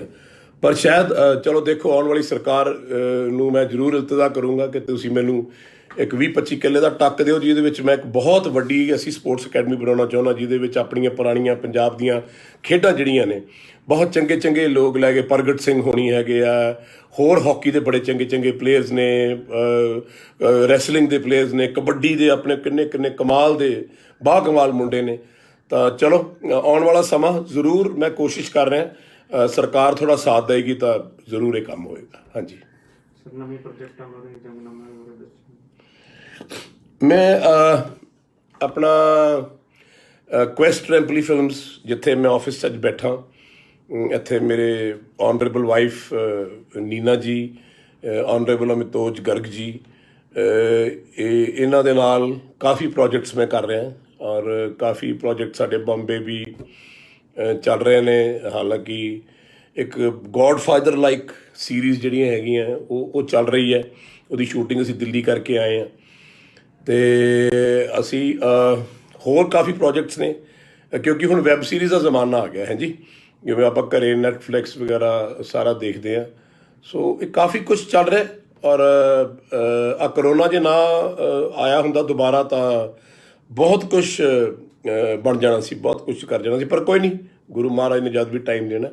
ਸੋ ਕਾਫੀ ਕੰਮ ਕਰ ਰਹੇ ਹਾਂ ਜੀ। ਗਾਣਾ ਕੋਈ ਚੰਗਾ ਗਾਣਾ ਆਉਂਦਾ ਹੈ ਜਿਹੜਾ ਆਪਣੇ ਪੰਜਾਬ ਦੇ, ਆਪਣੇ ਕਲਚਰ ਦੇ ਬਾਰੇ ਗੱਲ ਹੁੰਦੀ ਹੈ, ਉਹ ਮੈਂ ਕੋਸ਼ਿਸ਼ ਕਰਦਾ ਹਰ ਕੰਮ ਕਰਨ ਦੀ। ਔਰ ਜਦ ਤੱਕ ਜਿਉਣਾ, ਜਦ ਤੱਕ ਸਾਥ ਚੱਲਦਾ, ਜ਼ਰੂਰ ਪੰਜਾਬੀਆਂ ਦੀ ਸੇਵਾ ਕਰਦਾ ਰਹੂੰਗਾ, ਤੁਹਾਡੇ ਸਾਰਿਆਂ ਦੀ ਸੇਵਾ ਕਰਦਾ ਰਹੂੰਗਾ। ਜਿੱਥੇ ਤੁਹਾਨੂੰ ਲੱਗੇ ਮੈਂ ਗਲਤ ਕਰ ਰਿਹਾ, ਮੈਂ ਤੁਹਾਨੂੰ ਹੱਥ ਜੋੜ ਕੇ ਕਹਿਣਾ, ਤੁਸੀਂ ਮੇਰੇ ਸਰੋਤੇ ਵੀ ਹੋ, ਤੁਸੀਂ ਮੇਰੇ ਸਾਰਾ ਕੁਝ ਹੀ ਹੋ, ਤੁਹਾਡੇ ਨਾਲ ਹੀ ਮੈਂ ਸਭ ਕੁਝ ਹੈਗਾ। ਮੈਂ ਤਾਂ ਮਿੱਟੀ ਦਾ ਜ਼ਰਾ। ਜਿੱਥੇ ਤੁਹਾਨੂੰ ਐ ਲੱਗੇ ਮੈਂ ਕੋਈ ਗਲਤੀ ਕੀਤੀ ਹੈ, ਜਾਂ ਕਿਤੇ ਤੁਹਾਨੂੰ ਐ ਲੱਗਿਆ ਕਰੇ ਵੀ ਮੈਂ ਚੰਗਾ ਨਹੀਂ ਕੀਤਾ, ਪਲੀਜ਼ ਮੈਨੂੰ ਜ਼ਰੂਰ ਕਿਹਾ ਕਰੋ। ਜ਼ਰੂਰ ਤੁਸੀਂ ਬੇਧੜਕ ਹੋ ਕੇ, ਤੁਹਾਡਾ ਹੱਕ ਹੈ, ਅਤੇ ਮੈਨੂੰ ਕਹਿ ਦਿਆ ਕਰੋ, ਕਿਉਂਕਿ ਕਈ ਵਾਰੀ ਸ਼ਾਇਦ ਆਪਣੇ ਵੱਲੋਂ ਬੰਦਾ ਕੁਛ ਕਰਨ ਜਾਂਦਾ, ਕੁਛ ਕਹਿਣ ਜਾਂਦਾ, ਉਹਨੂੰ ਉਸ ਗੱਲ ਨੂੰ ਅੰਡਰਸਟੈਂਡ ਨਹੀਂ ਹੁੰਦਾ। ਪਰ ਜੇ ਕੋਈ ਵੀ ਤੁਹਾਨੂੰ ਐਸੀ ਚੀਜ਼ ਲੱਗੇ ਤਾਂ ਜ਼ਰੂਰ ਮੈਨੂੰ ਤੁਸੀਂ ਕਹਿਣਾ, ਕਿਉਂਕਿ ਤੁਹਾਡੀ ਖੁਸ਼ੀ 'ਚ ਹੀ ਮੇਰੀ ਖੁਸ਼ੀ ਹੈ। ਹਾਂਜੀ, ਗੱਗੂ ਗਿੱਲ ਜੀ ਤੇ ਯੋਗਰਾਜ ਜੀ ਤਾਂ ਅਮਰ ਨੇ, ਪੰਜਾਬੀਆਂ ਦੇ ਦਿਲ 'ਚ ਹਮੇਸ਼ਾ ਰਹਿਣਗੇ। ਇਹ ਵੀ ਤੁਹਾਡਾ ਬਹੁਤ ਸਤਿਕਾਰ ਪਿਆਰ ਹੈ ਜੀ। ਗੁੱਗੂ ਜੀ ਇੱਕ ਬਹੁਤ ਹੀ ਨਫੀਸ ਇਨਸਾਨ ਨੇ, ਬਹੁਤ ਖਾਨਦਾਨੀ, ਬਹੁਤ ਹੀ ਪਿਆਰ ਭਰੇ ਮੇਰੇ ਤੋਂ ਛੋਟੇ ਭਰਾ ਨੇ, ਅਤੇ ਮੈਂ ਉਹਨਾਂ ਨੂੰ ਹਮੇਸ਼ਾ ਆਪਣਾ ਛੋਟਾ ਭਰਾ ਹੀ ਸਮਝਿਆ। ਔਰ ਬਾ ਕਮਾਲ, ਹਾਲਾਂਕਿ ਜਦੋਂ ਉਹ ਤਿਆਰ ਹੋ ਕੇ ਅਸੀਂ ਜਦ ਇਕੱਠੇ ਕੰਮ ਕਰਦੇ ਸੀ ਜਵਾਨੀ ਵੇਲੇ, ਤਾਂ ਮੈਂ ਕਈ ਵਾਰੀ ਉਹਨਾਂ ਦੇ ਕਾਲਾ ਟਿੱਕਾ ਲਾ ਦਿੰਦਾ ਸੀ ਗਰਦਨ 'ਤੇ ਥੱਲੇ, ਕਿਉਂਕਿ ਮੈਂ ਆਪ ਹੀ ਉਹਨੂੰ ਸਵੇਰੇ ਉੱਠ ਕੇ ਤਿਆਰ ਕਰਨਾ, ਆਪ ਹੀ ਉਹਨਾਂ ਦਾ ਮੇਕਅਪ ਕਰਵਾਉਣਾ, ਆਪ ਹੀ ਉਹਨੂੰ ਡਰੈਸ ਚੂਜ਼ ਕਰਨੀ, ਗਲ 'ਚ ਸਕਾਰਫ ਪਾਉਣਾ, ਸਾਰਾ ਕੁਛ ਕਰਨਾ। ਅਤੇ ਕਾਫੀ ਹੱਦ ਤੱਕ ਉਹ ਮੈਨੂੰ ਕਹਿੰਦੇ ਵੀ ਸੀ, ਮੈਨੂੰ ਦੱਸਿਆ ਕਰੋ। ਅਤੇ ਉਹ ਇੰਨੇ ਖੂਬਸੂਰਤ, ਇੰਨੇ ਸੋਹਣੇ ਲੱਗਦੇ ਹੁੰਦੇ ਸੀ, ਅਤੇ ਉਹ ਕਾਲਾ ਟਿੱਕਾ ਲਾ ਕੇ ਜਿਵੇਂ ਮਾਂ ਭੇਜਦੀ ਹੈ, ਤਾਂ ਮੈਂ ਹਮੇਸ਼ਾ ਉਹਨੂੰ ਕਹਿੰਦਾ ਹੁੰਦਾ ਸੀ ਵੀ ਨਜ਼ਰ ਨਾ ਲੱਗ ਜੇ। ਫਿਰ ਕਈ ਵਾਰੀ ਜਿਵੇਂ ਵੀ ਆਪਣੀਆਂ ਰਵਾਇਤਾਂ ਹੁੰਦੀਆਂ ਵੀ ਮੁੰਡਾ ਸਾਡਾ ਕਾਇਮ ਰਵੇ, ਸੋ ਉਹ ਬੜੇ ਕਮਾਲ ਅੱਜ ਵੀ ਉਹਨਾਂ ਨੇ ਇਸ ਉਮਰ ਦੇ ਵਿੱਚ ਆਪਣੇ ਨੂੰ ਬਹੁਤ ਸੰਭਾਲ ਕੇ ਰੱਖਿਆ। ਔਰ ਮੇਰਾ ਦਿਲੀ ਬੜਾ ਪਿਆਰ ਉਹਨਾਂ ਨਾਲ, ਮੈਨੂੰ ਮਤਲਬ ਉਹ ਆਪਣੇ ਛੋਟੇ ਭਰਾ ਵਾਂਗੂ ਲੱਗਦੇ ਆ, ਕਿਉਂਕਿ ਸੱਜਣ ਦੇ ਭਰਾ ਜਿਹੜੇ ਨੇ ਇਸ ਦੁਨੀਆ ਦੇ ਵਿੱਚ ਬਹੁਤ ਘੱਟ ਮਿਲਦੇ ਨੇ। ਅਤੇ ਉਹਨਾਂ ਨੂੰ ਦੇਖ ਕੇ ਵੈਸੇ ਹੀ ਰੂਹ ਖੁਸ਼ ਹੁੰਦੀ ਹੈ, ਵਾਹ ਵੀ ਐਡਾ ਸੋਹਣਾ ਸੁਨੱਖਾ ਧਰਤੀ ਮਾਨ ਪੰਜਾਬ ਦੀ ਧਰਤੀ ਨੇ ਲਾਲ ਜੰਮਿਆ। ਸੋ ਉਹਨਾਂ ਦਾ ਜੀ ਤਾਂ ਕਿਆ ਬਾਤ ਹੈ, ਮਹਾਰਾਜ ਉਹਨਾਂ ਨੂੰ ਲੰਬੀ ਉਮਰ ਕਰੇ, ਖੁਸ਼ੀਆਂ ਦੇਵੇ, ਤਰੱਕੀਆਂ ਬਖਸ਼ੇ। ਅਤੇ ਉਹ ਜਦ ਵੀ ਉਹਨਾਂ ਨੇ ਕੰਮ ਕਰੀਦਾ, ਇੱਕ ਇਹੋ ਜਿਹਾ ਮਾਹੌਲ ਬਣ ਜਾਂਦਾ ਜਿਵੇਂ ਘਰ ਦਾ ਮਾਹੌਲ ਹੁੰਦਾ। ਸੋ ਹਮੇਸ਼ਾ ਹੀ ਉਹਨਾਂ ਦਾ ਅਤੇ ਮੇਰਾ ਜਿਹੜਾ ਮਿਲਾਪ ਹੈ ਉਹ ਇੱਕ ਕੁਦਰਤੀ ਪਿਛਲੇ ਜਨਮ ਤੋਂ ਚੱਲਿਆ ਆ ਰਿਹਾ। ਜੱਟ ਤੇ ਜ਼ਮੀਨ ਫਿਲਮ ਬਾਰੇ ਦੱਸੋ। ਜੱਟ ਤੇ ਜ਼ਮੀਨ ਅਸੀਂ ਫਿਲਮ ਜਦ ਸ਼ੁਰੂ ਕੀਤੀ ਸੀ, ਉਦੋਂ ਵਰਿੰਦਰ ਜੀ ਕਹਿੰਦੇ ਸੀ ਮੇਰੀ ਲਾਸਟ ਫਿਲਮ ਹੈ ਵੀ ਮੈਂ ਇਸ ਤੋਂ ਬਾਅਦ ਮੈਨੂੰ 2 ਮੁੰਡੇ ਮਿਲ ਗਏ, ਗੁੱਗੂ ਮਿਲ ਗਿਆ, ਯੋਗ ਮਿਲ ਗਿਆ, ਮੈਂ ਹੁਣ ਡਾਇਰੈਕਟਰ ਬਣੂੰਗਾ ਅਤੇ ਮੈਂ ਦੋਨਾਂ ਨੂੰ ਹੀਰੋ ਅਤੇ ਇੱਕ ਵਿਲਨ ਮੇਰੇ ਕੋਲ ਦੋਨੋਂ ਹੈਗੇ ਹੈ। ਅਤੇ ਅਨਫੋਰਚੂਨੇਟਲੀ ਉਹਨਾਂ ਦੀ ਮੌਤ ਹੋ ਗਈ, ਉਹ ਅਕਾਲ ਚਲਾਣਾ ਕਰ ਗਏ। ਅਤੇ ਉਸ ਤੋਂ ਬਾਅਦ ਬੜਾ ਵੈਕਿਊਮ ਆਇਆ। ਲੇਕਿਨ ਜੱਟ ਤੇ ਜ਼ਮੀਨ ਦੇ ਵਿੱਚ ਇੱਕ ਬੜੀ ਜਿਹੜੀ ਸਭ ਤੋਂ ਅੱਛੀ ਗੱਲ ਹੋਈ ਕਿ ਯੋਗਰਾਜ ਸਿੰਘ ਅਤੇ ਗੁੱਗੂ ਗਿੱਲ ਦਾ ਜਿਹੜੀ ਯਾਰੀ ਪ੍ਰਫੁੱਲਤ ਹੋਈ ਹੈ ਉੱਥੋਂ। ਮੈਨੂੰ ਯਾਦ ਹੈ ਜਦ ਗੁੱਗੂ ਆਇਆ ਸੀ ਤਾਂ ਮੈਂ ਪੁੱਛਿਆ ਵੀ ਗੁੱਗੂ ਜੀ ਦਾ ਟੈਚੀ ਕਿੱਥੇ ਹੈ। ਉਸ ਤੋਂ ਪਹਿਲਾਂ ਮਾਨੀ ਖੇੜੇ ਜਾ ਕੇ ਆਇਆ ਸੀ, ਅਤੇ ਉਹ ਟੈਚੀ ਫਿਰ ਚੱਕ ਕੇ ਮੈਂ ਆਪਣੇ ਕਮਰੇ 'ਚ ਲੈ ਗਿਆ ਸੀ। ਫਿਰ ਉਹਨਾਂ ਦੇ ਕੱਪੜੇ ਐਨ ਵਿਛਾਤੇ ਸੀ, ਅਤੇ ਅਸੀਂ ਕਿਹਾ ਸੀ ਵੀ ਆਪਾਂ ਇੱਕੋ ਕਮਰੇ 'ਚ ਰਹਿਣਾ। ਅਤੇ ਪਿਆਰ ਭਾਵਨਾ ਦੀ ਗੱਲ ਹੈ, ਅਸੀਂ ਫਿਰ ਇਕੱਠੇ ਇੱਕੋ ਹੀ ਕਮਰੇ 'ਚ ਕਾਫੀ ਦੇਰ ਬਹੁਤ ਸ਼ੂਟਿੰਗਾਂ ਕੀਤੀਆਂ, ਔਰ ਉੱਥੇ ਬੜਾ ਇੰਜੋਏ ਕੀਤਾ। ਸਰਦੀਆਂ ਦੇ ਦਿਨ ਸੀਗੇ, ਲੇਕਿਨ ਮਾਹੌਲ ਬੜਾ ਖ਼ਰਾਬ ਸੀ, ਡਰ ਹੀ ਲੱਗਦਾ ਰਹਿੰਦਾ ਸੀ ਕੋਈ ਗੱਲ ਨਾ ਹੋ ਜੇ। ਸੋ ਬਟ ਵਰਿੰਦਰ ਜੀ ਦੀ ਮੌਤ ਹੋਈ, ਉਹਨੂੰ ਬੜਾ ਦੁੱਖ ਹੋਇਆ ਵੀ ਉਹ ਮੈਨੂੰ ਲੈ ਕੇ ਆਏ ਸੀ ਫਿਲਮਾਂ 'ਚ, ਅਤੇ ਮੈਂ ਉਹਨਾਂ ਦਾ ਬੜਾ ਸਤਿਕਾਰ ਕਰਦਾ ਅੱਜ ਵੀ, ਉਹਨਾਂ ਦੇ ਪਰਿਵਾਰ ਦਾ। ਅਤੇ ਕਿਉਂਕਿ ਜਿਹੜਾ ਬੰਦੇ ਨੇ ਤੁਹਾਡੀ ਉਂਗਲੀ ਫੜੀ ਹੋਵੇ ਉਹ ਹਮੇਸ਼ਾ ਤੁਹਾਨੂੰ ਯਾਦ ਹੀ ਰਹਿੰਦਾ ਜੀ। ਇੱਕ ਮੈਂ ਤੁਹਾਨੂੰ ਇਨਸੀਡੈਂਟ ਸੁਣਾਉਣਾ ਜੱਟ ਤੇ ਜ਼ਮੀਨ ਦਾ। ਬਹੁਤ ਠੰਡ ਪੈ ਰਹੀ ਸੀ ਤੇ ਵਰਿੰਦਰ ਜੀ ਕਹਿਣ ਲੱਗੇ ਉੱਥੇ ਇੱਕ ਨਾਲਾ ਸੀ ਬੜਾ ਗੰਦਾ, ਜੋ ਆਪਣੇ ਪਿੰਡਾਂ 'ਚ ਨਾਲੇ ਨਹੀਂ ਹੁੰਦੇ ਉੱਦਾਂ ਦਾ। ਮੈਨੂੰ ਕਹਿੰਦੇ ਵੀ ਮੈਂ ਕੈਮਰਾ ਫਿੱਟ ਕਰਨ ਲੱਗਿਆ ਅੰਦਰ, ਤੇ ਇੱਕ ਕੈਮਰਾ ਉੱਤੇ ਫਿੱਟ ਕਰਨਾ, ਆਪਾਂ ਫਾਈਟ ਸੀਕੁਐਂਸ ਕਰਨਾ ਤੇ ਇਹ 'ਚ ਕੱਟ ਕੋਈ ਨਹੀਂ, ਜਿਹੋ ਜਿਹੀ ਫਾਈਟ ਹੋਊਗੀ ਦੇਸੀ ਆਪਾਂ ਉਵੇਂ ਹੀ ਚੱਲਣਾ। ਤੇ ਮੈਂ ਨਾ ਜਦ ਅੰਦਰ ਜੰਪ ਮਾਰਿਆ ਤੇ ਉਹਦੇ ਵਿੱਚ ਗਿਆ ਥੱਲੇ, ਤੇ ਉੱਥੇ ਮੈਂ ਥੱਲੇ ਨਾ ਚੀਕਣੀ ਮਿੱਟੀ ਸੀ ਤੇ ਉਹ ਜੇ ਪੈਰ ਬੜਾ ਸਲਿੱਪ ਕਰਦਾ ਸੀ ਤੇ ਫਰਮ ਮੈਂ ਖੜਾ ਸੀ। ਤੇ ਮੈਂ ਕਿਹਾ ਭਾਜੀ ਤੁਸੀਂ ਹੌਲੀ ਜੰਪ ਮਾਰਿਓ ਬਈ ਇੱਥੇ ਥੋੜਾ ਜਿਹਾ ਕੰਮ ਖਰਾਬ ਹੈ। ਤੇ ਉਹਨੇ ਜੰਪ ਮਾਰਨ ਦਾ ਪੈਰ ਸਲਿੱਪ ਕਰ ਗਿਆ ਤੇ ਉਹਨਾਂ ਨੂੰ ਬੜੀ ਸਟਰਗਲ ਕਰਕੇ ਡੁੱਬ ਚੱਲੇ ਸੀ, ਖਿੱਚ ਕੇ ਬਾਹਰ ਲਿਆਂਦਾ। ਨਾਲੇ ਮੈਂ ਫਾਈਟ ਵੀ ਕਰ ਰਿਹਾ ਸੀ, ਨਾਲੇ ਉਹਨੂੰ ਖਿੱਚ ਵੀ ਰਿਹਾ ਸੀ, ਤੇ ਨਾਲੇ ਉਹ ਮਿੱਟੀ ਸਲਿੱਪ ਵੀ ਕਰ ਰਹੀ ਸੀ। ਉਹ ਫਿਰ ਰਾਤ ਨੂੰ 2 ਵਜ ਗਏ ਦੀ ਸ਼ੂਟਿੰਗ ਕਰਦੇ, ਤੇ ਬੁਰਾ ਹਾਲ, ਬੁਖਾਰ ਚੜ੍ਹ ਗਿਆ ਮੈਨੂੰ। ਫਿਰ ਬਾਈ ਜੀ ਬਾਹਰ ਆ ਗਏ, ਮੈਂ ਉਹਨੂੰ ਬਾਈ ਜੀ ਕਹਿੰਦੇ ਸੀ, ਵੱਡਿਆਂ ਨੂੰ ਬਾਈ ਜੀ ਕਹਿੰਦੇ। ਤੇ ਵਰਿੰਦਰ ਜੀ ਕਹਿਣ ਲੱਗੇ, ਕਹਿੰਦੇ ਆ ਯੋਗ ਨਾ ਹੁੰਦਾ ਤਾਂ ਮੈਂ ਤਾਂ ਮਰ ਚੱਲਿਆ ਸੀ। ਮੈਂ ਕਹਿੰਦਾ ਬਚਾਉਣ ਵਾਲਾ ਰੱਬ ਹੈ, ਪਰ ਉਹ ਬਹੁਤ ਡੇਂਜਰਸ ਫਾਈਟ ਹੈ। ਜੇ ਤੁਸੀਂ ਕਦੇ ਫਿਲਮ ਦੇਖੋ ਤਾਂ ਉਹ ਇਨਸੀਡੈਂਟ ਮੈਨੂੰ ਯਾਦ ਹੈ ਜੀ ਕਾਫੀ। ਹਾਂਜੀ, ਲੋਕੀ ਕਹਿੰਦੇ ਨੇ ਆਨਲਾਈਨ ਤੁਹਾਨੂੰ ਸੁਣ ਰਹੇ ਤਾਂ ਲੱਗਦਾ ਹੈ ਰਾਜਵੀਰ ਸਿੰਘ ਭੰਗੂ ਜੀ ਕਹਿ ਰਹੇ ਨੇ। ਹਾਂਜੀ, ਕਹਿੰਦੇ ਪਹਿਲੀ ਵਾਰ, ਕਿਉਂਕਿ ਤੁਸੀਂ ਦੱਸ ਦਿਓ ਮੈਨੂੰ ਪੜ੍ਹਨ 'ਚ ਥੋੜੀ ਪ੍ਰੋਬਲਮ ਆ ਰਹੀ ਆ, ਵੀ ਅਸੀਂ ਆਨਲਾਈਨ ਤੁਹਾਨੂੰ ਦੇਖ ਕੇ ਲੱਗਦਾ ਵੀ ਤੁਸੀਂ ਸਾਡੇ ਨਾਲ ਕੋਲ ਬੈਠ ਕੇ ਬੜੀ ਖੁਸ਼ੀ ਹੋ ਰਹੀ ਹੈ ਸਾਨੂੰ। ਰਾਜਵੀਰ ਭੰਗੂ ਜੀ, ਗੱਲ ਇਹ ਹੈ ਇਹ ਜਿਹੜੀ ਮਿਲਾਪ ਹੈ ਨਾ, ਇਹ ਜਿਹੜਾ ਰੂਹ ਦਾ ਮਿਲਾਪ ਹੈ, ਇਹ ਮੇਰੀ ਗੱਲ ਸਮਝੋ ਮੈਂ ਕਹਿਣਾ ਕੀ ਚਾਹੁੰਦਾ। ਇਹ ਜਿਹੜੀ ਰੂਹ ਹੈ ਨਾ ਆਪਣੀ ਬੰਦੇ ਦੀ, ਬੜੀ ਪਿਆਰ ਭਰੀ ਰੱਬ ਨੇ ਪਿੱਛੋਂ ਭੇਜੀ ਹੈ ਵੀ ਤੂੰ ਇਸ ਕਾਇਨਾਤ ਨਾਲ, ਇਸ ਕਾਇਨਾਤ ਦੇ ਹਰ ਜੀਅ ਨਾਲ ਪਿਆਰ ਕਰਨਾ। ਤੇ ਆਪਾਂ ਜਿਹੜਾ ਆਪਣੇ ਸਾਹਮਣੇ ਬੈਠੇ ਆ, ਇਹ ਰੂਹ ਦਾ ਇਸ਼ਕ ਪਿਆਰ ਹੈ। ਹਰ ਚੀਜ਼ ਇੱਕ ਪਿਆਰ, ਮੁਹੱਬਤ ਤੇ ਇਸ਼ਕ ਤੋਂ ਸ਼ੁਰੂ ਹੁੰਦੀ ਆ। ਉਹ ਰੂਹਾਂ ਇਹੋ ਜਿਹੀਆਂ ਹੁੰਦੀਆਂ ਨੇ। ਇਹ ਹੋਰ ਗੱਲ ਹੈ ਵੀ ਆਪਾਂ ਬੰਦੇ ਨੂੰ ਦੇਖ ਕੇ ਆਪਾਂ ਉਹਨੂੰ ਸਮਝ ਲੈਂਦੇ ਵੀ ਮੇਰਾ ਦਾ ਕੀ ਰਿਸ਼ਤਾ ਹੈ। ਮੈਂ ਸਮਝਦਾ ਕਿ ਇਸ ਧਰਤੀ 'ਤੇ ਹਰ ਆਦਮੀ ਦਾ, ਹਰ ਇਨਸਾਨ ਨਾਲ ਇੱਕ ਗੂੜਾ ਰਿਸ਼ਤਾ ਹੈ, ਕਿਉਂਕਿ ਆਪਾਂ ਇੱਕ ਪਰਿਵਾਰ ਦੇ ਆ। ਗੁਰੂ ਮਹਾਰਾਜ ਨਿਰੰਕਾਰ ਪਿਤਾ ਗੁਰੂ ਗੋਬਿੰਦ ਸਿੰਘ ਜੀ ਕਹਿ ਗਏ ਨਾ, ਏਕ ਨੂਰ ਤੇ ਸਭ ਜਗੋ ਉਪਜਿਆ, ਵੀ ਉਹ ਪਿਤਾ ਸਾਰਿਆਂ ਦਾ, ਤੇ ਆਪਾਂ ਉਹਦੇ ਪਰਿਵਾਰ ਦੇ ਆ। ਤੇ ਹਮੇਸ਼ਾ ਹੀ ਜੇ ਆਪਾਂ ਪਰਿਵਾਰਿਕ ਰੂਪ 'ਚ ਸਾਰਿਆਂ ਨੂੰ, ਜਿੰਨੇ ਸਰੋਤੇ ਤੁਸੀਂ ਸਭ, ਉਹਨਾਂ ਨੂੰ ਇਹ ਸਮਝ ਲਈਏ ਵੀ ਇਹ ਮੇਰੇ ਆਪਦੇ ਨੇ, ਇਹ ਮੇਰਾ ਆਪਦਾ ਹੀ ਖੂਨ ਹੈ, ਮੇਰੇ ਆਪਦੇ ਹੀ ਜਿਸਮ ਦੇ ਟੁਕੜੇ ਨੇ, ਤੇ ਤੁਹਾਨੂੰ ਲੋਕਾਂ ਨਾਲ ਪਿਆਰ ਹੋਣ ਲੱਗ ਜੂਗਾ। ਔਰ ਯਕੀਨ ਮੰਨਣਾ ਕਿ ਤੁਸੀਂ ਅੰਤਰ ਧਿਆਨ ਹੋ ਕੇ ਕਿਸੇ ਵੀ ਇਨਸਾਨ ਨਾਲ, ਕੋਈ ਵੀ ਤੁਹਾਨੂੰ ਮਿਲਦਾ ਹੈ ਜਾਂ ਤੁਸੀਂ ਕਿਤੇ ਨਾਲ ਰੂਬਰੂ ਗੱਲਾਂ ਕਰਦੇ ਜਿਵੇਂ ਆਪਾਂ ਕਰ ਰਹੇ ਹਾਂ, ਤੁਸੀਂ ਅੰਤਰ ਧਿਆਨ ਹੋ ਕੇ ਉਹਦੀ ਰੂਹ ਦੇ ਵਿੱਚ ਜਾਣ ਦੀ ਕੋਸ਼ਿਸ਼ ਕਰਿਓ, ਤੁਹਾਨੂੰ ਆਪੇ ਹੀ ਉਸ ਬੰਦੇ ਨਾਲ ਪਿਆਰ ਹੋ ਜਾਊਗਾ। ਔਰ ਤੁਹਾਨੂੰ ਐਂ ਲੱਗੂਗਾ ਵੀ ਇਹ ਐਂ ਲੱਗਦਾ ਵੀ ਮੇਰਾ ਇਹਦੇ ਨਾਲ ਨਾ ਕਿਤੇ ਰਿਸ਼ਤਾ ਪਿਛਲੇ ਜਨਮ ਦਾ ਜੁੜਿਆ। ਸੋ ਮੈਂ ਸਮਝਦਾ ਆਪਾਂ ਸਾਰੇ ਜਿਹੜੇ ਹੁਣ ਵੀ ਗੱਲ ਕਰ ਰਹੇ ਹਾਂ, ਆਮਣੇ ਸਾਹਮਣੇ ਬੈਠੇ ਆ, ਜਾਂ ਕੋਈ ਹੋਰ ਵੀ ਬੰਦੇ ਆਪਾਂ ਨੂੰ ਮਿਲਦੇ ਨੇ, ਉਹ ਬੰਦੇ ਹਮੇਸ਼ਾ ਇਸ ਕਰਕੇ ਮਿਲਦੇ ਨੇ ਕਿਤੇ ਨਾ ਕਿਤੇ ਜ਼ਿੰਦਗੀ ਤੁਹਾਨੂੰ ਮਿਲ ਚੁੱਕੀ, ਨਹੀਂ ਤਾਂ ਮਿਲਾਪ ਜਿਹੜੇ ਹੈਗੇ ਉਹ ਐਂ ਕਦੇ ਹੁੰਦੇ। ਸੋ ਤੁਹਾਡਾ ਬਹੁਤ ਧੰਨਵਾਦ, ਤੁਸੀਂ ਇੰਨਾ ਸਤਿਕਾਰ ਪਿਆਰ ਕਰਦੇ ਹੋ। ਮੈਂ ਪਹਿਲਾਂ ਵੀ ਕਹਿ ਚੁੱਕਿਆ, ਮੈਂ ਤੁਹਾਡਾ ਦੇਣਾ ਨਹੀਂ ਦੇ ਸਕਦਾ ਸਰੋਤਿਆਂ ਦਾ, ਬਿਲਕੁਲ ਵੀ। ਮੈਂ ਕੁਛ ਵੀ ਨਹੀਂ, ਮੈਂ ਖਾਕ ਵੀ ਨਹੀਂ, ਮੈਂ ਜ਼ਰਾ ਵੀ ਨਹੀਂ। ਹਾਂਜੀ, ਉਹ ਗੱਲ ਇਹ ਹੈ कि जब तक मैं बिका न था कोई पूछता न था, आप लोगों ने खरीद कर मुझे अनमोल बना दिया। रब ने थापड़ा दिता, उन्हें हीरा बनाता। सो हमेशा आवाम की अरदास हुंदी है, आवाम नूं प्यार हुंदा है, थोड़े वर्गे ਸਰੋਤਿਆਂ ਨੂੰ ਪਿਆਰ ਹੁੰਦਾ ਹੈ, ਤਾਂ ਹੀ ਉਹ ਬੰਦਾ ਬਣਦਾ ਹੈ। ਕਿਸੇ ਆਰਟਿਸਟ ਨੂੰ, ਕਿਸੇ ਬੰਦੇ ਨੂੰ ਇਹ ਭਰਮ ਨਹੀਂ ਹੋਣਾ ਚਾਹੀਦਾ, ਜਾਂ ਸੈਲੀਬ੍ਰਿਟੀ ਨੂੰ, ਕਿ ਮੈਂ ਬਹੁਤ ਵੱਡਾ। ਉਹਨੂੰ ਹਮੇਸ਼ਾ ਗੱਲ ਕਹਿਣੀ ਚਾਹੀਦੀ ਹੈ ਕਿ ਮੈਂ ਜ਼ਰਾ, ਮੈਂ ਖਾਕ ਹਾਂ ਤੇ ਆਪਣੇ ਸਰੋਤਿਆਂ ਦੀ ਜੁੱਤੀ ਦੀ ਮਿੱਟੀ ਹਾਂ। ਜਦ ਇੰਨੀ ਨਿਮਰਤਾ ਬੰਦੇ 'ਚ ਆ ਜੂਗੀ, ਉਹ ਜ਼ਿੰਦਗੀ 'ਚ ਹਮੇਸ਼ਾ ਹੀ ਪ੍ਰਫੁੱਲਿਤ ਰਹੂਗਾ ਔਰ ਉਹਨੂੰ ਲੋਕ ਪਿਆਰ ਕਰਨਗੇ। ਇਹ ਮੇਰਾ ਮੰਨਣਾ ਹੈ। ਸਰ, ਕ੍ਰਿਕਟ ਅਕੈਡਮੀ ਦੀ ਬੜੀ ਡਿਮਾਂਡ ਆ ਰਹੀ ਹੈ, ਕ੍ਰਿਕਟ ਅਕੈਡਮੀ ਖੋਲ੍ਹਣ ਵਾਸਤੇ ਕਹਿ ਰਹੇ ਆਪਣੇ ਬੱਚੇ ਕਰਨਾ ਚਾਹੁੰਦੇ ਨੇ, ਕਿਉਂਕਿ ਪੰਜਾਬ ਦੀ ਕ੍ਰਿਕਟ ਅਕੈਡਮੀ ਦੀ ਫੈਸਿਲਿਟੀ ਹੈ। ਮੇਰੀ ਬੜੀ ਤਮੰਨਾ ਜੀ, ਅਸੀਂ ਇੱਕ ਕੰਮ ਸ਼ੁਰੂ ਵੀ ਕੀਤਾ, ਮਹਾਰਾਜ ਸੁੱਖ ਰੱਖੇ ਉਹ ਪ੍ਰਫੁੱਲਤ ਹੋ ਜੇ, ਤੇ ਅਸੀਂ ਦੇਖ ਰਹੇ ਹਾਂ ਜ਼ਮੀਨ ਇੱਕ ਅਕੈਡਮੀ ਬਣਾਉਣ ਦੀ ਇੱਕ ਸ਼ੋਅ ਵੀ ਕ੍ਰੀਏਟ ਕਰ ਰਹੇ ਹਾਂ ਸਾਰੇ ਇਕੱਠੇ ਹੋ ਕੇ।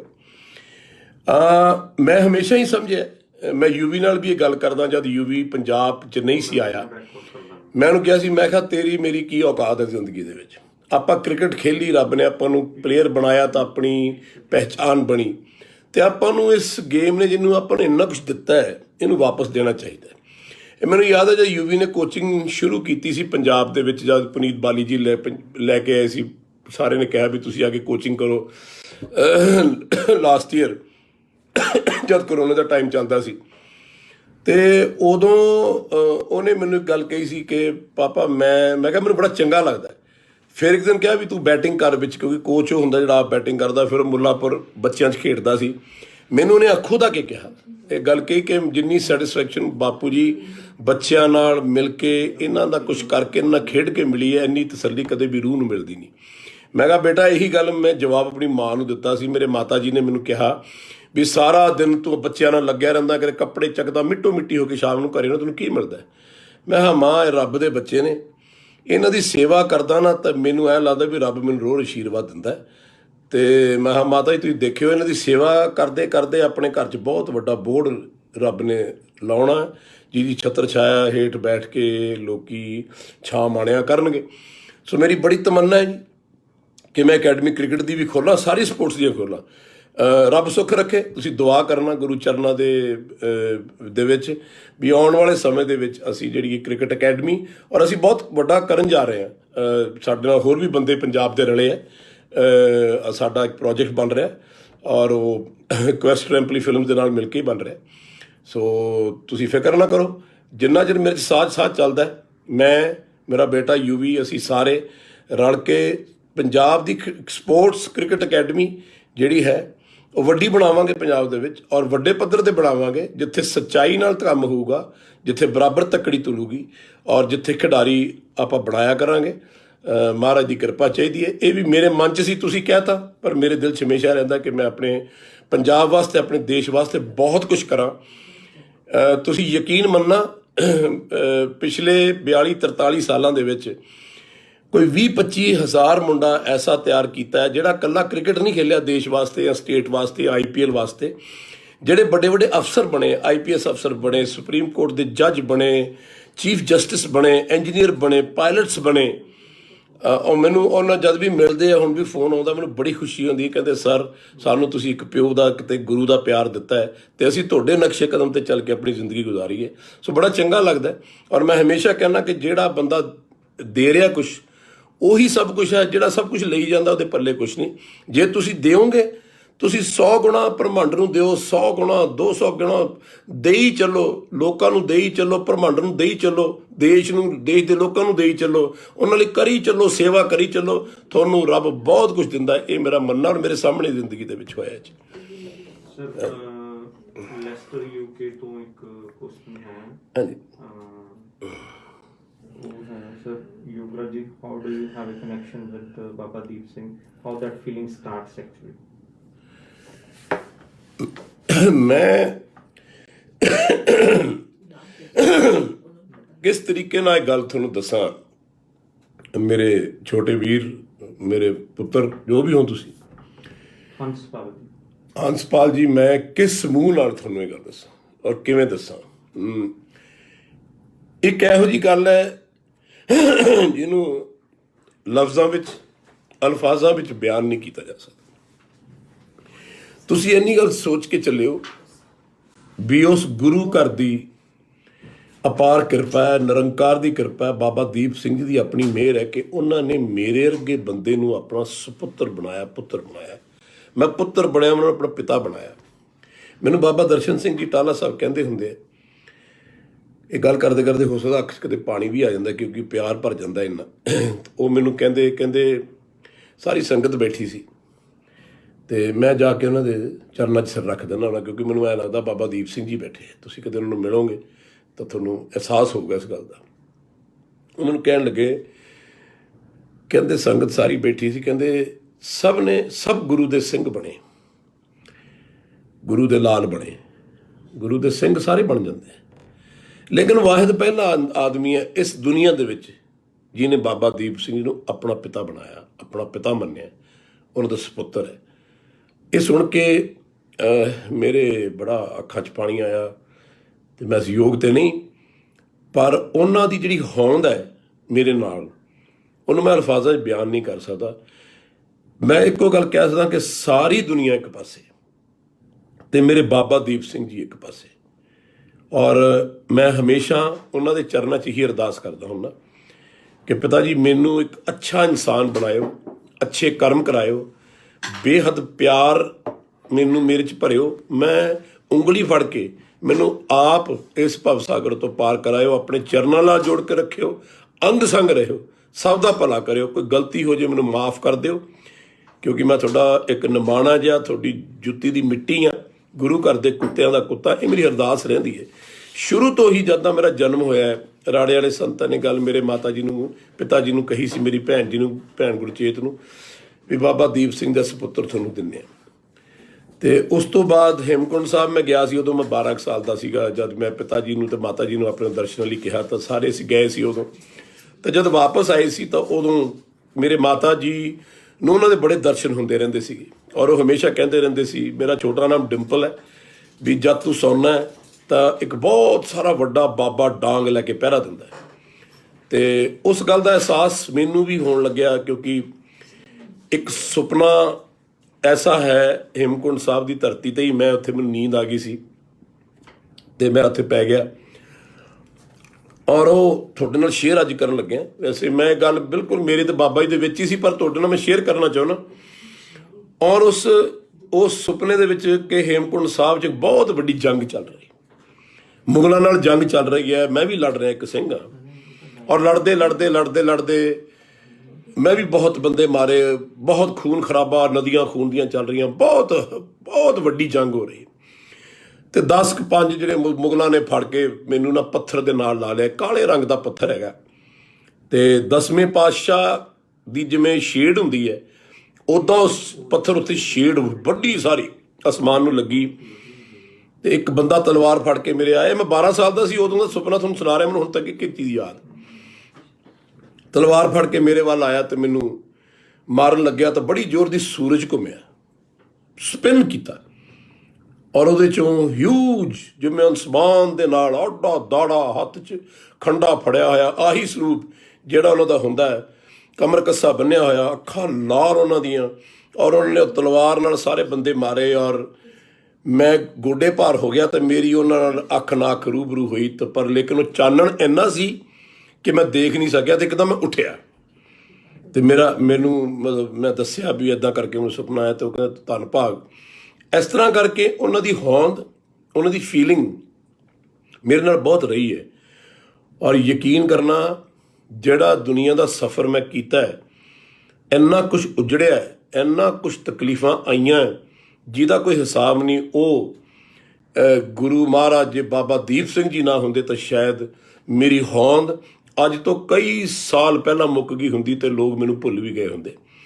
ਸੋ ਮੈਂ ਬਿਆਨ ਨਹੀਂ ਕਰ ਸਕਦਾ, ਪਰ ਉਹਨਾਂ ਦਾ ਪਿਆਰ, ਉਹਨਾਂ ਦਾ ਸਤਿਕਾਰ, ਗੁਰੂ ਘਰ ਦਾ ਪਿਆਰ, ਤੇ ਬਾਬਾ ਜੀ, ਬਾਬਾ ਦੀਪ ਸਿੰਘ ਜੀ, ਉਹੀ ਮੇਰੀ ਜਾਨ ਨੇ, ਉਹੀ ਮੇਰੀ ਜਿੰਦ ਨੇ, ਸਾਰਾ ਕੁਝ ਉਹੀ ਨੇ, ਉਹੀ ਲਈ ਫਿਰਦੇ ਨੇ। ਨਹੀਂ ਤਾਂ ਇਸ ਗਰੀਬ ਦੇ ਕੁਝ ਨਹੀਂ ਪੱਲੇ। ਇਹ ਤੁਸੀਂ ਗੱਲ ਮੇਰੀ ਯਕੀਨ ਕਰਨਾ ਜੀ।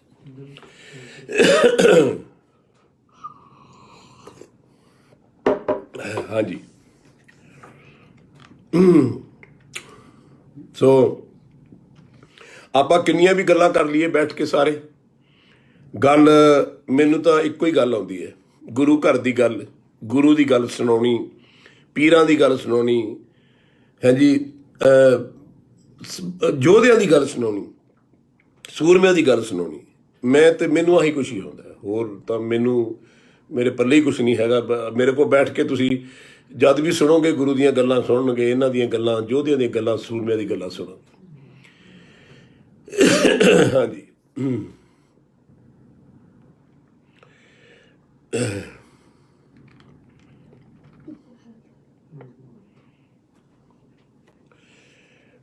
ਹਾਂਜੀ, ਉਹਨਾਂ ਨੇ ਹੀ ਮੰਗਿਆ ਸੀ ਜੀ।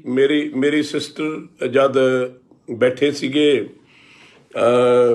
ਸੰਤ ਈਸਰ ਸਿੰਘ ਜੀ, ਤੇ ਮੇਰੀ ਜਿਹੜੀ ਸਿਸਟਰ ਸੀ, ਉਹਦਾ ਇੱਕ ਪਹਿਲਾ ਜਿਹੜਾ ਭਰਾ ਸੀ, ਉਹਦਾ ਨਾਮ ਵੀ ਗੁਰਚੇਤ ਸੀਗਾ।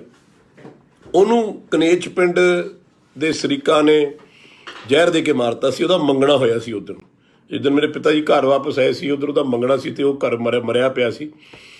ਔਰ 19 ਸਾਲ ਦੀ ਉਹਦੀ ਉਮਰ ਸੀ। ਤੇ ਮੇਰੀ ਭੈਣ ਨੂੰ ਹਮੇਸ਼ਾ ਇਹ ਗੱਲ ਦੀ ਰਹਿੰਦੀ ਸੀ ਵੀ ਉਹ ਬਾਬਾ ਜੀ ਦੇ ਜਾਂਦੀ ਸੀ। ਤਾਂ ਬਾਬਾ ਜੀ ਨੇ ਫਿਰ ਪੁੱਛਿਆ ਤੇ ਬਾਬਾ ਜੀ ਨੇ ਕਿਹਾ, ਧੀਏ ਬੜੀ ਸੇਵਾ, 12 ਸਾਲ ਹੋ ਗਏ, ਮੰਗ ਕੀ ਮੰਗਣਾ। ਤੇ ਉਹ ਮੇਰੀ ਭੈਣ ਗੁਰਚੇਤ ਕੌਰ, ਉਹ ਮੇਰੀ ਮਾਂ ਤੋਂ ਵੀ ਵੱਧ ਕੇ ਸੀ, ਮੇਰੇ ਨਾਲ ਹਮੇਸ਼ਾ ਰਹੇ ਉਹ। ਜਦੋਂ ਚਲੇ ਵੀ ਗਏ ਉਹਨਾਂ ਦਾ ਸਾਰਾ ਸੰਸਕਾਰ ਵੀ ਮੈਂ ਆਪਣੇ ਹੱਥੀਂ ਕੀਤਾ, ਹਾਲਾਂਕਿ ਉਹਨਾਂ ਦੇ ਬੱਚੇ ਸੀਗੇ, ਸਾਰਾ ਕੁਝ ਸੀਗਾ। ਉਹਨਾਂ ਨੇ ਕਿਹਾ ਸੀ ਨਹੀਂ ਸਾਰਾ ਕੁਝ ਤੂੰ ਹੀ ਕਰਨਾ ਹੈ। ਪੱਗ ਵੀ ਮੇਰੇ ਸਿਰ ਤੇ ਰੱਖੀ ਗਈ। ਉਹਨਾਂ ਦਾ ਸਾਰਾ ਹੌਂਦ ਅੱਜ ਵੀ ਉਹਨਾਂ ਦੀ ਤਸਵੀਰ ਜਿਹੜੀ ਹੈਗੀ ਹੈ ਮੇਰੇ ਬੈਡਰੂਮ ਦੇ ਵਿੱਚ ਲੱਗੀ ਹੁੰਦੀ ਹੈ ਮੇਰੇ ਮਾਤਾ ਪਿਤਾ ਜੀ ਦੇ ਨਾਲ। ਤੇ ਉਹਨਾਂ ਨੇ ਮੰਗਿਆ ਸੀ, ਉਹਨਾਂ ਨੇ ਕਿਹਾ ਸੀ ਮੇਰਾ ਜਿਹੜਾ ਭਰਾ ਚਲਾ ਗਿਆ ਉਹ ਮੈਨੂੰ ਵਾਪਸ ਕਰ ਦਿਓ। ਫਿਰ ਮਾਤਾ ਜੀ ਵੀ ਕਹਿਣ ਲੱਗੇ, ਫਿਰ ਉਹਨਾਂ ਨੇ ਜਾ ਕੇ ਅਰਦਾਸ ਕਰਾਈ ਤੇ ਫਿਰ ਉਹਨੇ ਕਿਹਾ ਸੀ ਵੀ ਇੱਕ ਗੱਲ ਮੈਂ ਖੈਰ ਪਹਿਲਾਂ ਵੀ ਕਹਿ ਚੁੱਕਿਆ, ਉਹ ਵੀ ਤੁਹਾਡੇ ਨਾਲ ਸ਼ੇਅਰ ਕਰਨਾ ਚਾਹੁੰਦਾ ਵੀ ਬਾਬਾ ਜੀ ਕਹਿੰਦੇ ਸੀ ਵੀ ਇੱਕ ਕੰਮ ਗੱਲ ਹੈ ਵੀ ਇਸ ਤਰ੍ਹਾਂ ਹੈ, ਭਾਈ ਮੂੰਹ ਚੋਂ ਅੱਗ ਕੱਢਿਆ ਕਰੂਗਾ, ਬੜਾ ਤੱਤਾ ਬੋਲੂਗਾ ਤੇ ਬੜੀ ਸੱਚ ਗੱਲ ਕਰੂਗਾ ਤੇ ਤੁਸੀਂ ਸੰਭਾਲ ਲਓਗੇ ਤਾਂ ਭਾਈ ਲੈ ਜਾਓ, ਨਹੀਂ ਤਾਂ ਮੇਰਾ ਸਿੰਘ ਨਾ ਖਰਾਬ ਕਰਿਓ। ਤੇ ਉਹ ਕਈ ਵਾਰੀ ਇਹ ਗੱਲ ਚੱਲਦੀ ਹੁੰਦੀ ਹੈ। ਤੇ ਮੈਂ ਕਿਹਾ ਜੀ ਮੈਂ ਇੱਕ ਸੱਚ ਬੋਲਣਾ ਜਾਂ ਇੱਕ ਸੱਚ ਤੇ ਪਹਿਰਾ ਦੇਣਾ ਇਹ ਗੁਰੂ ਮਹਾਰਾਜ ਦੀ ਸ਼ਕਤੀ ਵੱਲੋਂ ਮਿਲਿਆ। ਹੁਣ ਵੀ ਜੋ ਕੁਝ ਹੋ ਰਿਹਾ ਤੁਸੀਂ ਦੇਖ ਰਹੇ ਹੋ, ਬੇਸ਼ੱਕ ਉਹ ਕਿਸੇ ਦੀ ਵੀ ਗੱਲ ਹੈ, ਉਹ ਇਸੇ ਕਰਕੇ ਹੋ ਰਿਹਾ ਕਿਉਂਕਿ ਉਹ ਇੱਕ ਸੱਚ ਦਾ ਪਹਿਰਾ ਦੇਣ ਦਾ ਮੈਨੂੰ ਹੁਕਮ ਗੁਰੂ ਘਰ ਤੋਂ ਮਿਲਿਆ। ਤੇ ਹੋਰ ਮੇਰੀ ਹੋਂਦ ਹੈ ਵੀ ਕੁਝ ਨਹੀਂ ਬੰਦੇ ਦੀ ਦੇਖਿਆ ਜਾਏ ਤਾਂ। ਹਾਂਜੀ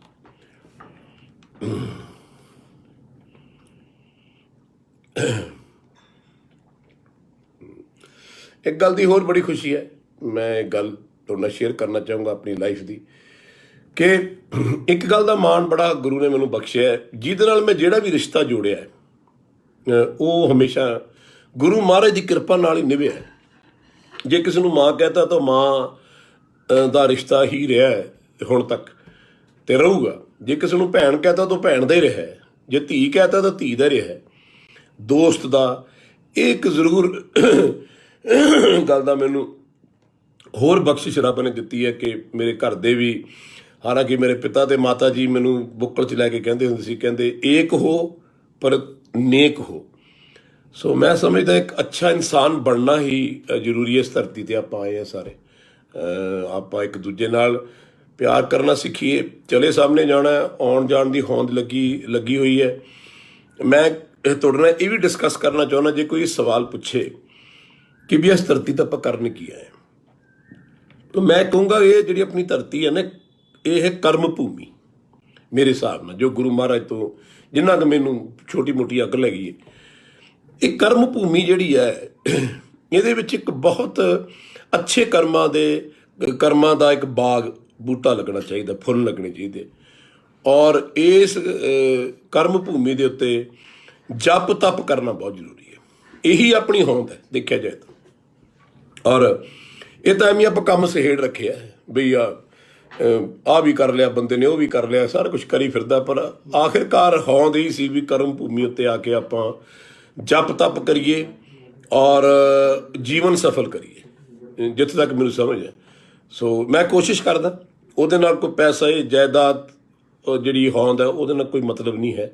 ਉਹ ਤੁਹਾਡੀ ਕਿੰਨੀ ਚੜ੍ਹਤ ਹੈ। ਗੁਰੂ ਮਹਾਰਾਜ ਨੇ ਵੀ ਕਿਹਾ ਵੀ ਭਾਵੇਂ ਤੂੰ ਦੁਨੀਆ ਦਾ ਬਾਦਸ਼ਾਹ ਬਣ ਜਾ, ਤੈਨੂੰ ਸਾਰੀ ਦੁਨੀਆ ਜਾਣਦੀ ਹੋਵੇ, ਤੇਰਾ ਬਹੁਤ ਨਾਮ ਹੋਵੇ, ਜਪਜੀ ਸਾਹਿਬ ਤੋਂ ਆਉਂਦੀ ਹੈ, ਉਹਦਾ ਮਤਲਬ ਸਮਝਾ ਰਿਹਾ ਤੁਹਾਨੂੰ। ਤੇ ਤੇਰੇ ਕੋਲ ਭਾਵੇਂ ਅਣਗਿਣਤ ਸਾਰੀ ਦੁਨੀਆ ਦਾ ਪੈਸਾ ਹੋਵੇ, ਸਾਰੀ ਦੁਨੀਆ ਤੇਰੇ ਸਾਹਮਣੇ ਝੁਕਦੀ ਹੋਵੇ ਤੇ ਤੇਰੀ ਜੈ ਜੈਕਾਰ ਤੇ ਵਾਹਵਾ ਹੁੰਦੀ ਹੋਵੇ, ਤਾਂ ਵੀ ਜੇ ਤੂੰ ਰੱਬ ਦੀ ਨਜ਼ਰ ਥੱਲੇ ਨਹੀਂ ਆਇਆ ਨਾ, ਉਹਦੀ ਕਿਰਪਾ ਥੱਲੇ ਨਹੀਂ ਆਇਆ, ਤਾਂ ਤੇਰਾ ਕੋਈ ਵਜੂਦ ਨਹੀਂ, ਕੁਛ ਨਹੀਂ, ਤੂੰ ਮਿੱਟੀ ਹੈ। ਸੋ ਮੈਂ ਸਮਝਦਾ ਉਸ ਰੱਬ ਦੀ ਨਜ਼ਰ ਥੱਲੇ ਆਉਣਾ ਬਹੁਤ ਜ਼ਰੂਰੀ ਹੈ। ਔਰ ਉਹ ਤਾਂ ਹੀ ਆਇਆ ਜਾਂਦਾ ਕਿ ਆਪਾਂ ਅੱਛੇ ਕਰਮ ਕਰੀਏ, ਪ੍ਰੇਮ ਭਾਵਨਾ ਰੱਖ ਕੇ ਉਹਦੀ ਆਰਾਧਨਾ ਕਰੀਏ। ਔਰ ਕੋਈ ਐਸੀ ਗੱਲ ਨਹੀਂ, ਤੁਸੀਂ ਕੋਸ਼ਿਸ਼ ਕਰੋ। ਹਾਲਾਂਕਿ ਸਭ ਤੋਂ ਔਖਾ ਕੰਮ ਹੀ ਇਹ ਹੈ, ਧਿਆਨ ਨੂੰ ਉਹਦੇ ਨਾਲ ਜੋੜਨਾ, ਸ੍ਰਿਸ਼ਟੀ ਨਾਲ ਜੋੜਨਾ ਬੜਾ ਔਖਾ ਕੰਮ ਹੈ। ਮੈਂ ਹੁਣ ਤੱਕ ਸਟਰਗਲ ਕਰ ਰਿਹਾ, ਪਰ ਜੇ ਤੁਸੀਂ ਹੋਂਦ ਹੋਵੇ ਤਾਂ ਗੁਰੂ ਬਗੈਰ ਜਿਹੜੀ ਹੈ ਉਹ ਗੱਲ ਜੁੜਦੀ ਨਹੀਂ। ਪਰ ਉਹ ਜੇ ਧਿਆਨ ਤੁਸੀਂ ਕੋਸ਼ਿਸ਼ ਕਰੋ, ਪ੍ਰੈਕਟਿਸ ਕਰੋ ਰੋਜ਼, ਤੇ ਮੈਂ ਸਮਝਦਾ ਇੱਕ ਟਾਈਮ ਐਸਾ ਹੁੰਦਾ ਜਦ ਰੱਬ ਤੁਹਾਨੂੰ ਖਿੱਚ ਲੈਂਦਾ ਆਪਣੇ ਵੱਲ। ਫਿਰ ਯਕੀਨ ਕਰਨਾ, ਉਹ ਗੱਲ ਮੈਂ ਤੁਹਾਨੂੰ ਦੱਸ ਨਹੀਂ ਸਕਦਾ ਵੀ ਕਿਵੇਂ ਫੀਲ ਹੁੰਦੀ ਹੈ।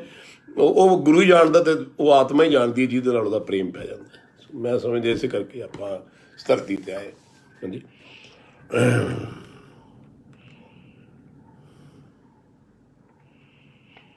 ਹਾਂਜੀ ਸੰਦੀਪ ਜੀ, ਜਿਹੜੀ ਤੁਸੀਂ ਗੱਲ ਪੁੱਛੀ ਨਾ ਵਾਲ ਕੱਟਣ ਦੀ, ਤੁਸੀਂ ਯਕੀਨ ਕਰਨਾ, ਮੈਨੂੰ ਹੁਣ ਤੱਕ ਇਸ ਗੱਲ ਦਾ ਬਹੁਤ ਬਹੁਤ ਦੁੱਖ ਰਹਿੰਦਾ ਹੈ। ਜੇ ਮੈਂ ਜ਼ਿੰਦਗੀ 'ਚ ਕੋਈ ਬਹੁਤ ਵੱਡਾ ਗੁਨਾਹ ਕੀਤਾ ਹੈ ਨਾ, ਗਲਤੀ ਕੀਤੀ ਹੈ, ਗੁਨਾਹ ਕੀਤਾ ਹੈ, ਕਹਿੰਦੇ ਗਲਤੀ ਮਾਫ ਹੋ ਜਾਂਦੀ, ਗੁਨਾਹ ਮਾਫ ਨਹੀਂ ਹੁੰਦਾ। ਉਹ ਇਹ ਸੀ ਕਿ ਜਦ ਮੈਂ 8ਵੀਂ ਕਲਾਸ 'ਚ ਬਾਲ ਕਟਾਏ ਸੀ, ਮੇਰਾ ਜੂੜਾ ਗੋਡਿਆਂ ਤੱਕ, ਮੇਰੇ ਬਾਲ ਸੀ, ਅੱਡਾ ਜੂੜਾ ਹੁੰਦਾ ਸੀ, ਪੱਗ ਬੰਨ੍ਹਦਾ ਸੀ ਮੈਂ, ਅਣਦਾੜੀਆ ਸੀ ਉਦੋਂ। ਤੇ ਮੇਰੇ ਫਾਦਰ ਸਾਹਿਬ ਬੜੇ ਆਸ਼ਿਸ਼ ਕਰਦੇ ਹੁੰਦੇ ਸੀ, ਮੇਰੇ ਮਦਰ ਵੀ ਮੇਰੇ ਬਾਲਾਂ ਨੂੰ ਬੜੇ ਸਵਾਰਦੇ ਹੁੰਦੇ ਸੀ।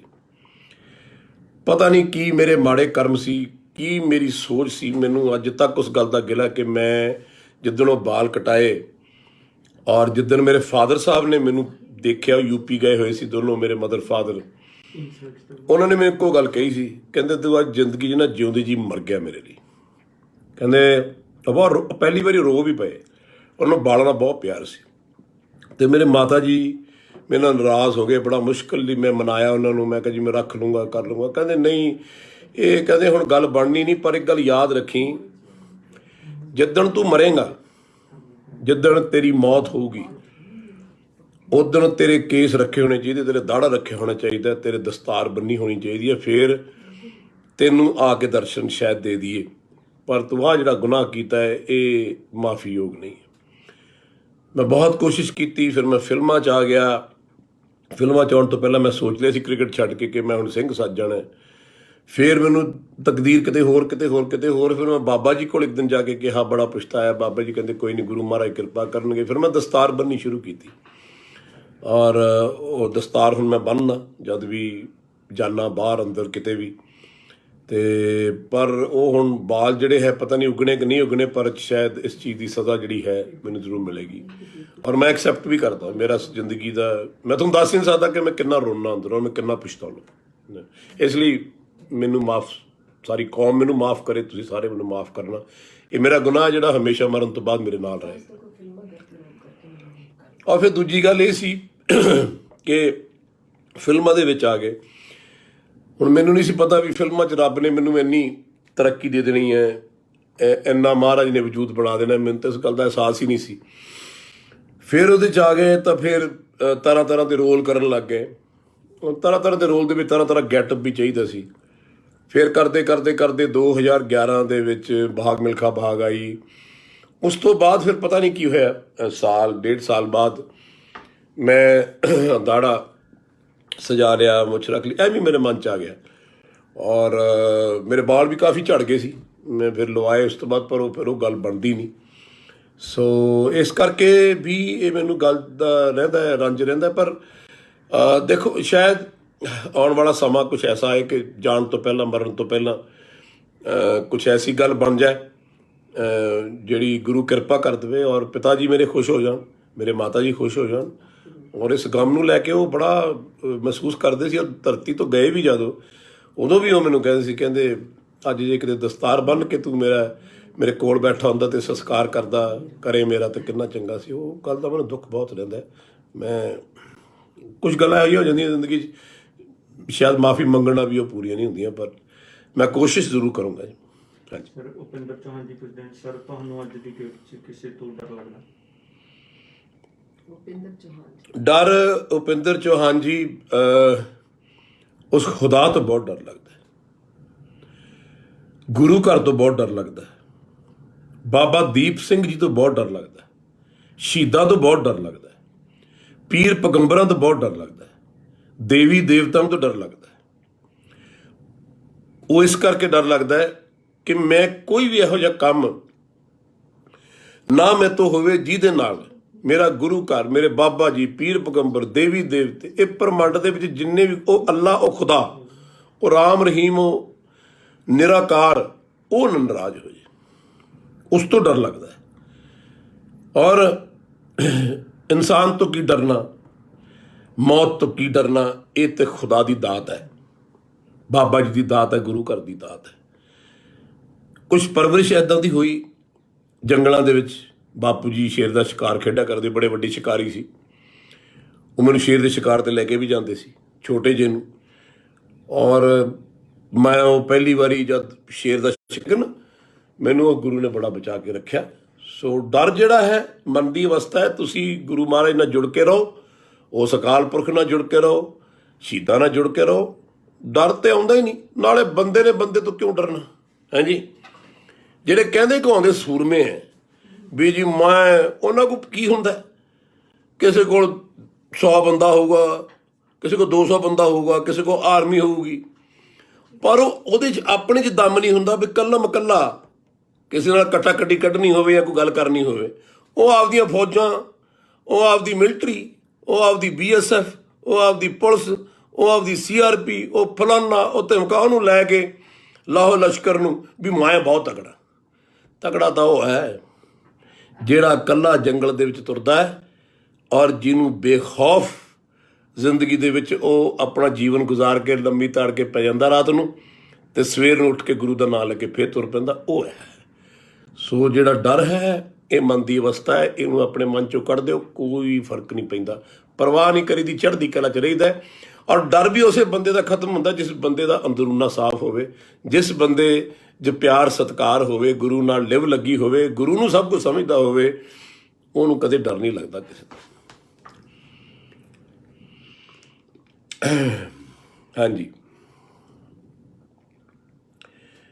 ਡਰ ਦੀਆਂ ਬੜੀਆਂ ਅਵਸਥਾ ਨੇ, ਇਹ ਤਾਂ ਡਿਪੈਂਡ ਕਰਦਾ ਤੁਸੀਂ ਕਿਸ ਮਾਹੌਲ 'ਚ ਜੀ ਰਹੇ ਹੋ। ਜਿਹੜਾ ਆਪਾਂ ਨੂੰ ਖੌਫ ਰਹਿੰਦਾ ਉਹ ਦੁਨੀਆ ਦਾ ਖੌਫ ਹੈ। ਲੋਕ ਕੀ ਕਹਿਣਗੇ, ਮੈਂ ਕੀ ਸੀ ਫਲਾਨਾ, ਮੇਰਾ ਕਾਹ ਖਤਮ ਹੋ ਗਿਆ, ਮੇਰਾ ਉਹ ਖਤਮ ਹੋ ਗਿਆ। ਤਾਂ ਇਹ ਡਰ ਜਿਹੜਾ ਹੈਗਾ ਤੁਹਾਡੀਆਂ ਗੱਲਾਂ ਬੜੀਆਂ ਮੋਟੀਵੇਟ ਕਰਦੀਆਂ। ਮੈਂ ਸਮਝਦਾ, ਥੈਂਕ ਯੂ, ਤੁਸੀਂ ਇਹ ਗੱਲ ਕਹੀ। ਮੋਟੀਵੇਸ਼ਨ ਤਾਂ ਕੋਈ, ਉਹ ਤਾਂ ਬੰਦਾ ਪਰਸਨਲ ਐਕਸਪੀਰੀਅੰਸ ਹੈ। ਇਹ ਜਿਹੜੀ ਤੁਸੀਂ ਚੀਜ਼ ਮਹਿਸੂਸ ਕਰਦੇ ਹੋ ਉਹਦੀ ਵਿਆਖਿਆ ਨਹੀਂ ਹੋ ਸਕਦੀ, ਉਹ ਇੱਕ ਤੁਹਾਡਾ ਆਪਦਾ ਜ਼ਿਹਨ ਹੈ। ਮੇਰੀ ਇੱਕ ਜ਼ਰੂਰ ਮੈਂ ਐਕਸਪੀਰੀਅੰਸ ਕੀਤਾ ਜ਼ਿੰਦਗੀ ਦੇ ਵਿੱਚ, ਮੈਂ ਤੁਹਾਡੇ ਨਾਲ ਸ਼ੇਅਰ ਕਰਨਾ ਚਾਹੁੰਦਾ ਸਾਰਿਆਂ ਨਾਲ, ਵੀ ਆਪਣੇ ਆਪ 'ਚ ਕਮਜ਼ੋਰੀ ਲੱਭੋ। ਮੈਂ ਹਮੇਸ਼ਾ ਸ਼ੀਸ਼ੇ ਦੇ ਸਾਹਮਣੇ ਖੜਾ ਹੋ ਕੇ ਕਈ ਸਵਾਲਾਤ ਆਪਣੇ ਨਾਲ ਕਰਦਾ ਵੀ ਤੂੰ ਕੈਸਾ ਹੈ। ਬੜੇ ਮੈਨੂੰ ਗਲਤੀਆਂ ਆਪਣੇ 'ਚ ਨਜ਼ਰ ਆਈਆਂ, ਮੈਂ ਇੱਥੇ ਗਲਤੀ ਕੀਤੀ, ਮੈਨੂੰ ਇੱਥੇ ਆਹ ਨਹੀਂ ਸੀ ਕਰਨਾ ਚਾਹੀਦਾ, ਮੈਨੂੰ ਇੱਥੇ ਆਹ ਨਹੀਂ ਸੀ ਕਹਿਣਾ ਚਾਹੀਦਾ। ਉਹ ਜੇ ਤੁਸੀਂ ਰੋਜ਼ ਆਪਣੇ ਆਪ ਨੂੰ ਸਾਫ਼ ਕਰੋ, ਅੱਜ ਰਾਤ ਨੂੰ ਸੌਣ ਤੋਂ ਪਹਿਲਾਂ, ਕਿ ਅੱਜ ਮੈਂ ਸਾਰਾ ਦਿਨ 'ਚ ਕੀ ਕੀਤਾ, ਕਿਸੇ ਨੂੰ ਉੱਚਾ ਬੋਲਿਆ ਜਾਂ ਕਿਸੇ ਨਾਲ ਮਾੜਾ ਕੀਤਾ ਜਾਂ ਮਾੜੀ ਸੋਚ ਆਈ ਹੈ ਜਾਂ ਕੁਝ ਵੀ। ਸੋ ਆਈ ਥਿੰਕ ਜੇ ਤੁਸੀਂ ਆਪਣੇ ਆਪ ਨੂੰ ਸੁਧਾਰੋ, ਆਪਣੇ ਆਪ ਨੂੰ ਕਲੀਨ ਕਰੋ, ਆਪਣੇ ਆਪ 'ਚ ਕਸੂਰ ਕੱਢ ਕੇ ਜੋ ਮੈਂ ਕੀਆ ਸੋ ਮੈਂ ਪਾਇਆ, ਦੋਸ਼ ਨਾ ਦੇਉ ਅਵਰ ਜਨ, ਗੱਲ ਇੱਥੇ ਮੁੱਕਦੀ ਹੈ। ਮੈਨੂੰ ਗੁਰੂ ਨੇ ਸ਼ਕਤੀ ਦਿੱਤੀ ਹੈ ਕਿ ਮੈਂ ਆਪਣੇ ਗੁਨਾਹ, ਆਪਣੀਆਂ ਗਲਤੀਆਂ ਮਾਫ਼ ਕਰਨ ਯੋਗ ਕਈ ਹੈ ਵੀ ਨਹੀਂ, ਕਈ ਮਾਫ਼ ਕਰਨ ਯੋਗ ਵੀ ਹੈ, ਲੇਕਿਨ ਉਹ ਮੈਂ ਆਪਣੇ ਪਰਿਵਾਰਿਕ ਰੂਪ ਦੇ ਵਿੱਚ, ਉਹ ਆਪਣੇ ਰਿਸ਼ਤਿਆਂ ਦੇ ਰੂਪ ਦੇ ਵਿੱਚ, ਉਹ ਦੁਨੀਆ ਦੇ ਰੂਪ ਦੇ ਵਿੱਚ ਉਹ ਕਿਤਾਬ ਖੋਲ੍ਹ ਕੇ ਰੱਖ ਦਿੰਦਾ ਕਿ ਭਾਈ ਇੱਥੇ ਜੋ ਕੁਝ ਵੀ ਮੇਰੇ ਨਾਲ ਬੀਤਿਆ ਹੈ ਕਿਸੇ ਦੀ ਕੋਈ ਗਲਤੀ ਨਹੀਂ, ਇਹ ਮੇਰੇ ਆਪ ਦਾ ਕਸੂਰ ਹੈ, ਮੇਰੀ ਆਪ ਦੀ ਗੱਲ ਹੈ। ਜਦ ਤੁਸੀਂ ਦੂਜੇ ਤੇ ਕਸੂਰ ਸੁੱਟਣ ਲੱਗ ਜਾਂਦੇ ਹੋ, ਉਹਨੇ ਮੇਰੇ ਨਾਲ ਆਏ ਕੀਤਾ, ਫਲਾਣੇ ਨੇ, ਇਹ ਤੁਹਾਡੀ ਕਮਜ਼ੋਰੀ। ਸੋ ਮੈਂ ਸਮਝਦਾ ਬਹੁਤ ਜ਼ਰੂਰੀ ਹੈ, ਆਪਣੇ ਨੂੰ ਸਾਫ਼ ਕਰਨਾ ਬਹੁਤ ਜ਼ਰੂਰੀ ਹੈ। ਚਾਦਰ ਜਿਹੜੀ ਇੰਨੀ ਮੈਲੀ ਹੈ ਜਨਮਾਂ ਦੇ ਪਾਪਾਂ ਦੀ, ਇੱਥੋਂ ਆਪਾਂ ਸਾਫ਼ ਕਰਕੇ ਜਾਈਏ ਤਾਂ ਫਿਰ ਅੱਗੇ ਜਾ ਕੇ ਕਿਤੇ ਢੋਈ ਮਿਲ ਸਕਦੀ ਹੈ, ਨਹੀਂ ਤਾਂ ਬਹੁਤ ਔਖਾ ਲੱਗਦਾ।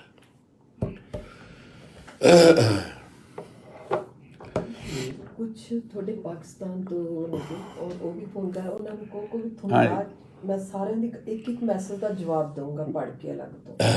ਆ ਬੀਬਾ ਜੀ ਦੱਸ ਰਹੇ ਸੀ ਵੀ ਪਾਕਿਸਤਾਨੀ ਭਰਾ ਸਾਰੇ ਹੋਰ ਯੂਰਪੀਅਨ ਕੰਟਰੀਆਂ ਤੋਂ, ਹੋਰ ਬਾਹਰੋਂ ਕਾਫੀ ਉਹਨਾਂ ਦੇ ਮੈਸੇਜ ਨੇ। ਮੈਂ ਇੱਕ ਗੱਲ ਕਹੂੰਗਾ, ਕਦੇ ਦੀਵਾਰਾਂ ਪੈਣ ਨਾਲ ਨਾ ਪਿਆਰ ਨਹੀਂ ਖਤਮ ਹੁੰਦਾ। ਜਰਮਨੀ ਦੇ 2 ਟੁਕੜੇ ਕਰਤੇ, ਦੀਵਾਰ ਬਣਾਤੀ, ਲੋਕਾਂ ਨੇ ਦੀਵਾਰ ਢਾਤੀ, ਜਰਮਨੀ ਕਰਤਾ। ਆਪਣਾ ਐਡਾ ਵੱਡਾ ਹਿੰਦੁਸਤਾਨ ਸੀ, ਦੇਸ਼ ਸੀ ਆਪਣਾ, ਉਹ ਤਿੱਬਤ ਤੋਂ ਲੈ ਕੇ ਕਸ਼ਮੀਰ ਤੋਂ ਲੈ ਕੇ ਕੰਧਾਰ ਤੋਂ ਲੈ ਕੇ ਕਿੰਨਾ ਵੱਡਾ ਸੀ। ਸਾਡੇ ਆਪਣੇ ਵੰਡ ਵੀ ਨੇ ਆਪਣੀ ਵੰਡ ਪਾਤੀ। ਬੜੇ ਸੂਝਵਾਨ ਲੋਕ, ਵੱਡ ਵਡੇਰੇ, ਸਾਡੇ ਸਿਆਣੇ, ਉਮਰਾਂ ਹੋ ਗਈਆਂ 80-80 ਸਾਲ ਦੇ, 70-70 ਸਾਲ ਦੇ। ਕਿਹੜੀ ਕਿਤਾਬ 'ਚ ਲਿਖਿਆ ਹੈ ਵੀ ਚਿੱਟਾ ਦਾੜਾ ਹੋਣ ਨਾ, ਉਮਰ ਹੋਣ ਨਾ ਬੰਦੇ ਨੂੰ ਅਕਲ ਆ ਜਾਂਦੀ? ਨਾ ਨਾ ਨਾ ਨਾ, ਅਕਲ ਤਾਂ ਰੱਬ ਦੀ, ਖੁਦਾ ਦੀ, ਅੱਲਾ ਦੀ ਦੇਣ ਹੈ। ਦੀਵਾਰ ਹੋਣ ਨਾਲ ਤੁਸੀਂ ਅੱਡ ਹੋ ਗਏ ਤਾਂ ਕੀ ਗੱਲ, ਆਪਣੇ 'ਚ ਪਿਆਰ ਖਤਮ ਹੋ ਗਿਆ, ਭਾਈਚਾਰਾ ਖਤਮ ਹੋ ਗਿਆ? ਨਾ ਨਾ, ਇਹ ਹੋ ਹੀ ਨਹੀਂ ਸਕਦਾ ਕਦੇ। ਜਿੰਨੇ ਇਸ ਧਰਤੀ ਤੇ ਸਾਰੇ ਲੋਕ, ਸਾਰੇ ਧਰਮਾਂ ਦੇ ਲੋਕ, ਸਾਰੇ ਵਰਗ ਦੇ ਲੋਕ ਮੈਨੂੰ ਬਹੁਤ ਪਿਆਰੇ ਆ, ਤੇ ਤੁਸੀਂ ਮੇਰੇ ਸੀਨੇ 'ਚ ਵੱਸਦੇ ਹੋ, ਤੇ ਇਹ ਪਿਆਰ ਮੇਰੇ ਤੋਂ ਕੋਈ ਆਦਮੀ ਖੋਹ ਨਹੀਂ ਸਕਦਾ। ਮੈਂ ਹਰ ਤਿਉਹਾਰ ਮਨਾਉਣਾ, ਈਦ ਹੋਵੇ, ਕੋਈ ਤਿਉਹਾਰ ਹੋਵੇ, ਠੀਕ ਹੈ ਜੀ, ਸਿੱਖਾਂ ਦਾ ਤਿਉਹਾਰ ਹੋਵੇ, ਹਿੰਦੂਆਂ ਦਾ ਹੋਵੇ, ਮੁਸਲਮਾਨਾਂ ਦਾ ਹੋਵੇ, ਕਿਸੇ ਦਾ ਹੋਵੇ, ਉਹ ਸਾਰੇ ਮੇਰੇ ਮੈਂ ਉਹ ਮੇਰਾ ਪਰਿਵਾਰ ਹੈ। ਉਹ ਤਿਉਹਾਰ ਮਨਾਉਣਾ ਤੇ ਉਹ ਤਿਉਹਾਰ ਤੇ ਜਾ ਕੇ ਗਲ ਨਾਲ ਲਾਉਣਾ, ਇਹ ਮੇਰਾ ਜ਼ਾਤੀ ਫਰਜ਼ ਹੈ, ਮੈਂ ਸਿੱਖਿਆ। ਸੋ ਮੈਂ ਸਮਝਦਾ ਤੁਹਾਨੂੰ ਸਾਰਿਆਂ ਨੂੰ ਬਹੁਤ ਬਹੁਤ, ਪਾਕਿਸਤਾਨ ਦੇ ਲੋਕਾਂ ਨੂੰ, ਹੋਰ ਕੰਟਰੀਆਂ ਦੇ ਲੋਕਾਂ ਨੂੰ, ਤੁਹਾਨੂੰ ਬਹੁਤ ਬਹੁਤ ਪਿਆਰ, ਬਹੁਤ ਬਹੁਤ ਸਤਿਕਾਰ। ਔਰ ਯਕੀਨ ਮੰਨਣਾ, ਜਦ ਵੀ ਤੁਹਾਡੇ ਲੋਕਾਂ ਨਾਲ ਗੱਲ ਹੁੰਦੀ ਹੈ ਤਾਂ ਮੈਂ ਕਈ ਵਾਰੀ ਮੇਰੀ ਅੱਖ ਛੰਝੂ ਆ ਜਾਂਦੇ। ਮੈਂ ਤੁਹਾਨੂੰ ਛੋਟੀ ਜਿਹੀ ਗੱਲ ਸੁਣਾਉਣਾ। ਮੈਂ ਸ਼ੂਟਿੰਗ ਤੇ ਗਿਆ ਸੀ ਅੰਮ੍ਰਿਤਸਰ, ਅਸੀਂ ਬਾਰਡਰ ਤੇ ਚਲੇ ਗਏ, ਦੀਵਾਲੀ ਵਾਲਾ ਦਿਨ ਸੀਗਾ। ਮੈਂ ਜੀ ਡੱਬੇ ਲੈ ਕੇ, ਤੇ ਦੀਵਾਲੀ ਵਾਲੇ ਦਿਨ ਖੂਬ ਸਾਰੇ ਡੱਬੇ ਲੈ ਕੇ ਅਸੀਂ ਉੱਥੇ ਬਾਰਡਰ ਤੇ ਚਲੇ ਗਏ। ਉੱਥੇ ਇੱਕ ਮੇਰਾ ਜਾਣਕਾਰ ਸੀ, ਸਾਰੇ ਬੜਾ ਪਿਆਰ ਕਰਦੇ ਸੀ। ਮੈਂ ਕਿਹਾ ਯਾਰ ਮੈਂ ਅੱਜ ਬਈ ਮਠਾਈ ਦੇ ਡੱਬੇ ਆਪਣੇ ਭਰਾਵਾਂ ਨੂੰ ਦੇਣੇ ਆ ਪਰਲੇ ਪਾਸੇ। ਉਹ ਕਹਿੰਦੇ ਜੀ ਅੱਜ ਦਾ ਦਰਵਾਜ਼ੇ ਅਸੀਂ ਵੀ ਖੋਲ੍ਹ ਦੇਈਦੇ। ਉਹਨਾਂ ਨੇ ਜੀ ਦਰਵਾਜ਼ੇ ਖੋਲ੍ਹਤੇ ਜੀ। ਮੈਂ ਮਠਾਈ ਦੇ ਡੱਬੇ ਹੱਥ ਚੱਕੇ ਤੇ ਉਹ ਕਹਿੰਦੇ ਜੀ ਤੁਸੀਂ ਡਿਸਟੈਂਸ ਬਣਾ ਕੇ ਰੱਖੋ। ਉਹ ਮੈਂ ਕਿਹਾ ਯਾਰ ਕੀ ਗੱਲ ਕਰਦਾ, ਅੱਜ ਦੇ ਦਿਨ ਤੂੰ ਰੋਕ ਨਾ। ਮੈਂ ਜਾ ਕੇ ਜੱਫੀ ਪਾ ਕੇ ਜੀ ਮਠਾਈ ਦੇ ਡੱਬੇ ਵੰਡੇ ਤੇ ਜੀ ਮੈਂ ਵੀ ਰੋ ਪਿਆ, ਤੇ ਉਧਰੋਂ ਦੀ ਜਿਹੜਾ BSF ਦਾ ਜਵਾਨ ਸੀ ਪਾਕਿਸਤਾਨ ਦਾ, ਉਹ ਵੀ ਰੋ ਪਿਆ, ਸਾਰੇ ਹੀ ਰੋ ਪਏ। ਪੁੱਬਾ ਮਾਰ ਕੇ ਜਿਵੇਂ ਨਿਆਣੇ ਰੋਂਦੇ ਆ ਉਵੇਂ ਰੋ ਪਏ, ਇਹ ਸੋਚ ਕੇ ਕਿ ਸਰਜ਼ਮੀਂ ਰੱਬ ਦੀ ਬਣਾਈ ਹੋਈ, ਧਰਤੀ ਰੱਬ ਦੀ ਦਿੱਤੀ ਹੋਈ। ਓਏ ਉਹ ਕਿਹੋ ਜਿਹੇ ਇਨਸਾਨ ਆ ਅਸੀਂ ਧਰਮਾਂ ਪਿੱਛੇ ਵੰਡ ਪਾਈ ਫਿਰਦੇ ਹਾਂ। ਲੱਖ ਲਾਹਨਤ ਹੈ ਸਾਡੀ ਜ਼ਿੰਦਗੀ ਤੇ।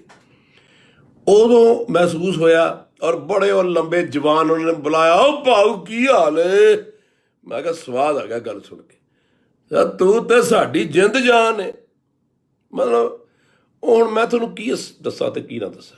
ਬਾਕੀ ਕੋਈ ਨਹੀਂ, ਵਕਤ ਆਏਗਾ, ਇਹ ਦੂਰੀਆਂ ਵੀ ਮਿਟ ਜਾਣਗੀਆਂ, ਇਹ ਦੁਬਾਰਾ ਵੀ ਮਿਟ ਜਾਣਗੀਆਂ। ਗੁਰੂ ਮਹਾਰਾਜ ਨੇ ਕਰਤਾਰਪੁਰ ਦਾ ਲਾਂਘਾ ਖੋਲ੍ਹਤਾ, 17 ਸਾਲ ਅਰਦਾਸ, 70 ਸਾਲ ਅਰਦਾਸ ਹੁੰਦੀ ਰਹੀ, 72 ਸਾਲ ਉਹ ਲਾਂਘਾ ਖੋਲ੍ਹਤਾ ਤੇ ਇਹ ਵੀ ਖੁੱਲ੍ਹ ਜਾਣਾ। ਕਿਹੜੀ ਗੱਲ ਹੈ, ਤੁਸੀਂ ਰੱਖੋ। ਮਹਾਰਾਜ ਦੇ ਇਨਸਾਫ 'ਚ ਬਹੁਤ ਵੱਡੀ ਗੱਲ ਹੈ। ਦੇਰ ਹੈ ਲੇਕਿਨ ਅੰਧੇਰ ਨਹੀਂ ਹੋ ਸਕਦਾ।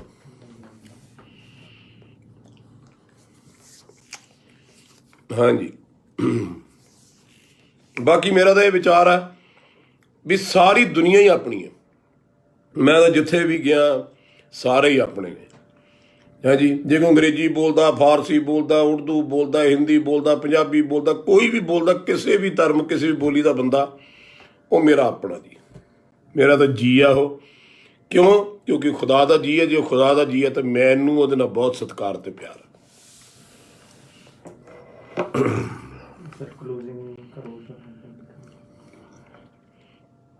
ਲਓ ਜੀ, ਹੁਣ ਮੇਰਾ ਖਿਆਲ ਬਹੁਤ ਸਮਾਂ ਹੋ ਗਿਆ।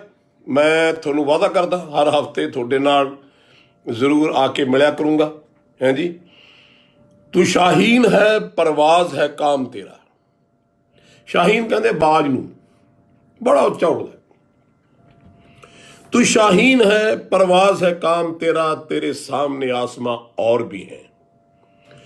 इसी रोज और शब में उलझ कर ना रह जा कि तेरे जमीन और मकान और भी हैं, सितारों से आगे जहां और भी है, अभी इश्क के इम्तिहान और भी है, और भी है। वाहिगुरु जी का खालसा, वाहिगुरु जी की फतेह। जिਉਂਦੇ ਵਸਦੇ ਰਹੋ। ਮਹਾਰਾਜ ਤੁਹਾਨੂੰ ਭਾਗ ਲਾਵੇ, ਲੰਬੀਆਂ ਉਮਰਾਂ, खुशियां देवे, तरक्कियां देवे। और इस महामारी ने छेती चले जाना, परवाह नहीं करनी, चढ़ती कला च रहना, पर अपना ख्याल जरूर रखियो। एक एक जी जिहड़ा है वो मैनू बहुत सत्कार ते प्यार जोगा है। तुसीं मैनू बहुत प्यार दिता, बहुत प्यार करदे हो। तुहाडे प्यार दे सदके मेरे साथ चलदे ने। जिउंदे वसदे रहो। महाराज तुहानू भाग लावे।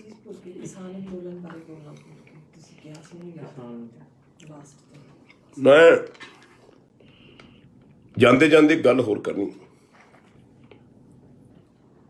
ਮੇਰੇ ਦਿਮਾਗ 'ਚੋਂ ਗੱਲ ਨਿਕਲ ਗਈ, ਲੇਕਿਨ ਉਹ ਗੱਲ ਮੇਰੇ ਬੜੇ ਦਿਲ ਦੇ ਨੇੜੇ ਰਹਿੰਦੀ ਹੈ। ਕਿਸਾਨ ਅੰਦੋਲਨ ਜਦ ਦਾ ਸ਼ੁਰੂ ਹੋਇਆ, 12 ਮਹੀਨੇ, 13ਵਾਂ ਮਹੀਨਾ ਚੱਲਦਾ। ਮੈਂ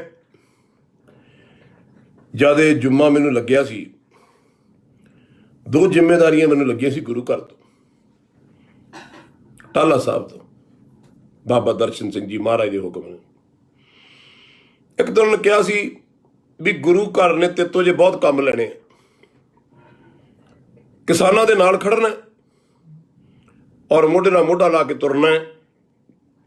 ਪੰਜਾਬ ਦੀ ਧਰਤੀ ਤੇ ਬੋਝ ਜਾਣ ਵਾਲਾ, ਉਹਦੇ ਵਾਸਤੇ ਵੀ ਗੁਰੂ ਘਰ ਨੇ ਤੇ ਤੋਂ ਬਹੁਤ ਕੰਮ ਲੈਣੇ ਆ। ਦੂਜਾ ਕੰਮ ਲਾਇਆ ਸੀ ਬਈ ਵੱਧ ਕੇ ਜਿਹੜਾ ਹੈ ਆਪਣਾ ਯੋਗਦਾਨ ਦੇਣਾ। ਮੈਂ 12-13 ਮਹੀਨਿਆਂ ਤੋਂ ਜੋ ਕੁਝ ਦੇਖਿਆ ਉਹਦਾ ਮੈਂ ਤੁਹਾਨੂੰ ਬਿਆਨ ਨਹੀਂ ਕਰ ਸਕਦਾ। ਜੇ ਬਿਆਨ ਕਰਨ ਲੱਗੂੰਗਾ ਤਾਂ ਮੇਰੀ ਅੱਖ 'ਚੋਂ ਅਥਰੂ ਆ ਜਾਣਗੇ, ਮੈਂ ਰੋਣ ਲੱਗ ਪਊਂਗਾ।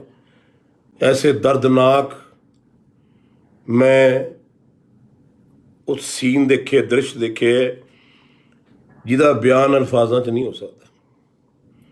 ਲੇਕਿਨ ਇੱਕ ਗੱਲ ਮੈਂ ਜ਼ਰੂਰ ਕਹੂੰਗਾ ਸਾਰੀ ਦੁਨੀਆ ਨੂੰ, ਐਡਾ ਵੱਡਾ ਅੰਦੋਲਨ, ਐਡੀ ਵੱਡੀ ਗੱਲ ਤਾਂ ਹੀ ਹੋ ਸਕਦੀ ਸੀ ਜੇ ਅਕਾਲ ਪੁਰਖ ਦੀ ਰਜ਼ਾ ਹੈ ਤਾਂ। ਮੈਂ ਹੱਥ ਜੋੜ ਕੇ ਹਿੰਦੁਸਤਾਨ ਦੀ ਜਿਹੜੀ ਹਕੂਮਤ ਹੈ ਉਹਨੂੰ ਬੇਨਤੀ ਕਰਦਾ, ਸਿਰ ਝੁਕਾ ਕੇ, ਬੰਦੇ ਦੀ ਆਵਾਜ਼ ਨਾ ਸੁਣੋ, ਕੋਈ ਗੱਲ ਨਹੀਂ,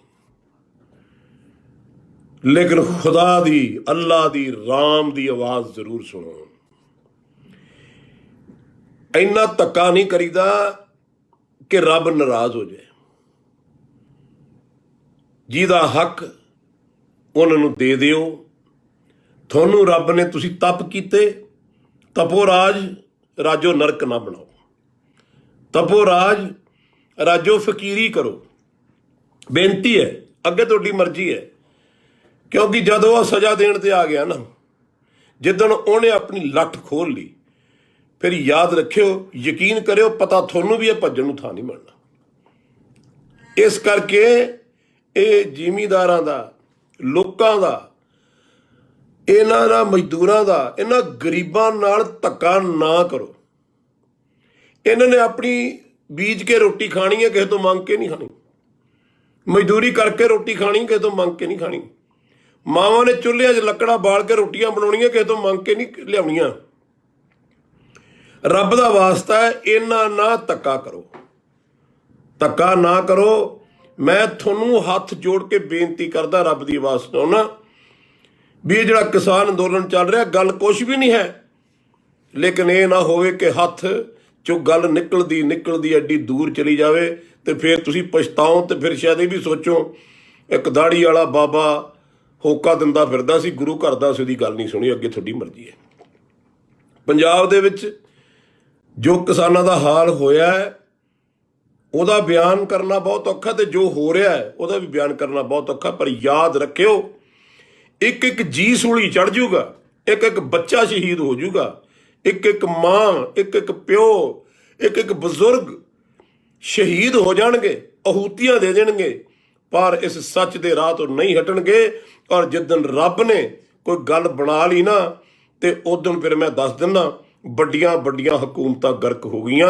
ਕਿਸੇ ਨੂੰ ਗਲਤ ਫਹਿਮੀ ਹੋਵੇ ਤਾਂ ਅੱਜ ਵੀ ਛੱਡ ਦੇਵੇ। ਇਹ ਜਿਹੜੀ ਹਉਮੈ ਹੈ, ਛੱਡ ਦਿਓ। ਇਹਨਾਂ ਮਜ਼ਦੂਰਾਂ ਦਾ, ਇਹਨਾਂ ਕਿਸਾਨਾਂ ਨਾਲ ਇੰਨਾ ਧੱਕਾ ਨਾ ਕਰੋ, ਕਿਉਂਕਿ ਜੇ ਇਹ ਗੱਲ ਭਖ ਗਈ ਔਰ ਬਹੁਤ ਵੱਡੀ ਬਣ ਗਈ ਤਾਂ ਮੈਂ ਸਮਝਦਾ ਫਿਰ ਨੁਕਸਾਨ ਬਹੁਤ ਹੋਊਗਾ, ਜਿਹੜਾ ਕਿ ਆਪਣੇ ਤੋਂ ਚੱਲਿਆ ਨਹੀਂ ਜਾਣਾ। ਮੈਂ ਜਦ ਤੱਕ ਜਿਉਣਾ ਕਿਸਾਨ ਅੰਦੋਲਨ ਦੇ ਨਾਲ ਖੜਾ ਰਹੂੰਗਾ, ਝੂਠ ਦੀ ਆਵਾਜ਼ ਨੂੰ ਦਬਾਉਂਦਾ ਰਹੂੰਗਾ, ਸੱਚ ਦੀ ਆਵਾਜ਼ ਨੂੰ ਬੁਲੰਦ ਕਰਦਾ ਰਹੂੰਗਾ। ਜੇ ਮੈਂ ਬੜੀ ਵਾਰੀ ਇਹ ਗੱਲ ਕਹੀ ਹੈ, ਜੇ ਮੇਰੀ ਗੱਲ ਤੁਹਾਨੂੰ ਚੰਗੀ ਨਹੀਂ ਲੱਗਦੀ, ਤੁਹਾਨੂੰ ਲੱਗਦਾ ਬੰਦਾ ਸੱਚ ਬੋਲਦਾ, ਮੇਰੇ ਸਿਰ 'ਚ ਗੋਲੀ ਮਾਰਿਓ ਤਾਂ ਚੁੱਪ ਹੋਊ, ਨਹੀਂ ਮੈਂ ਚੁੱਪ ਨਹੀਂ ਹੁੰਦਾ।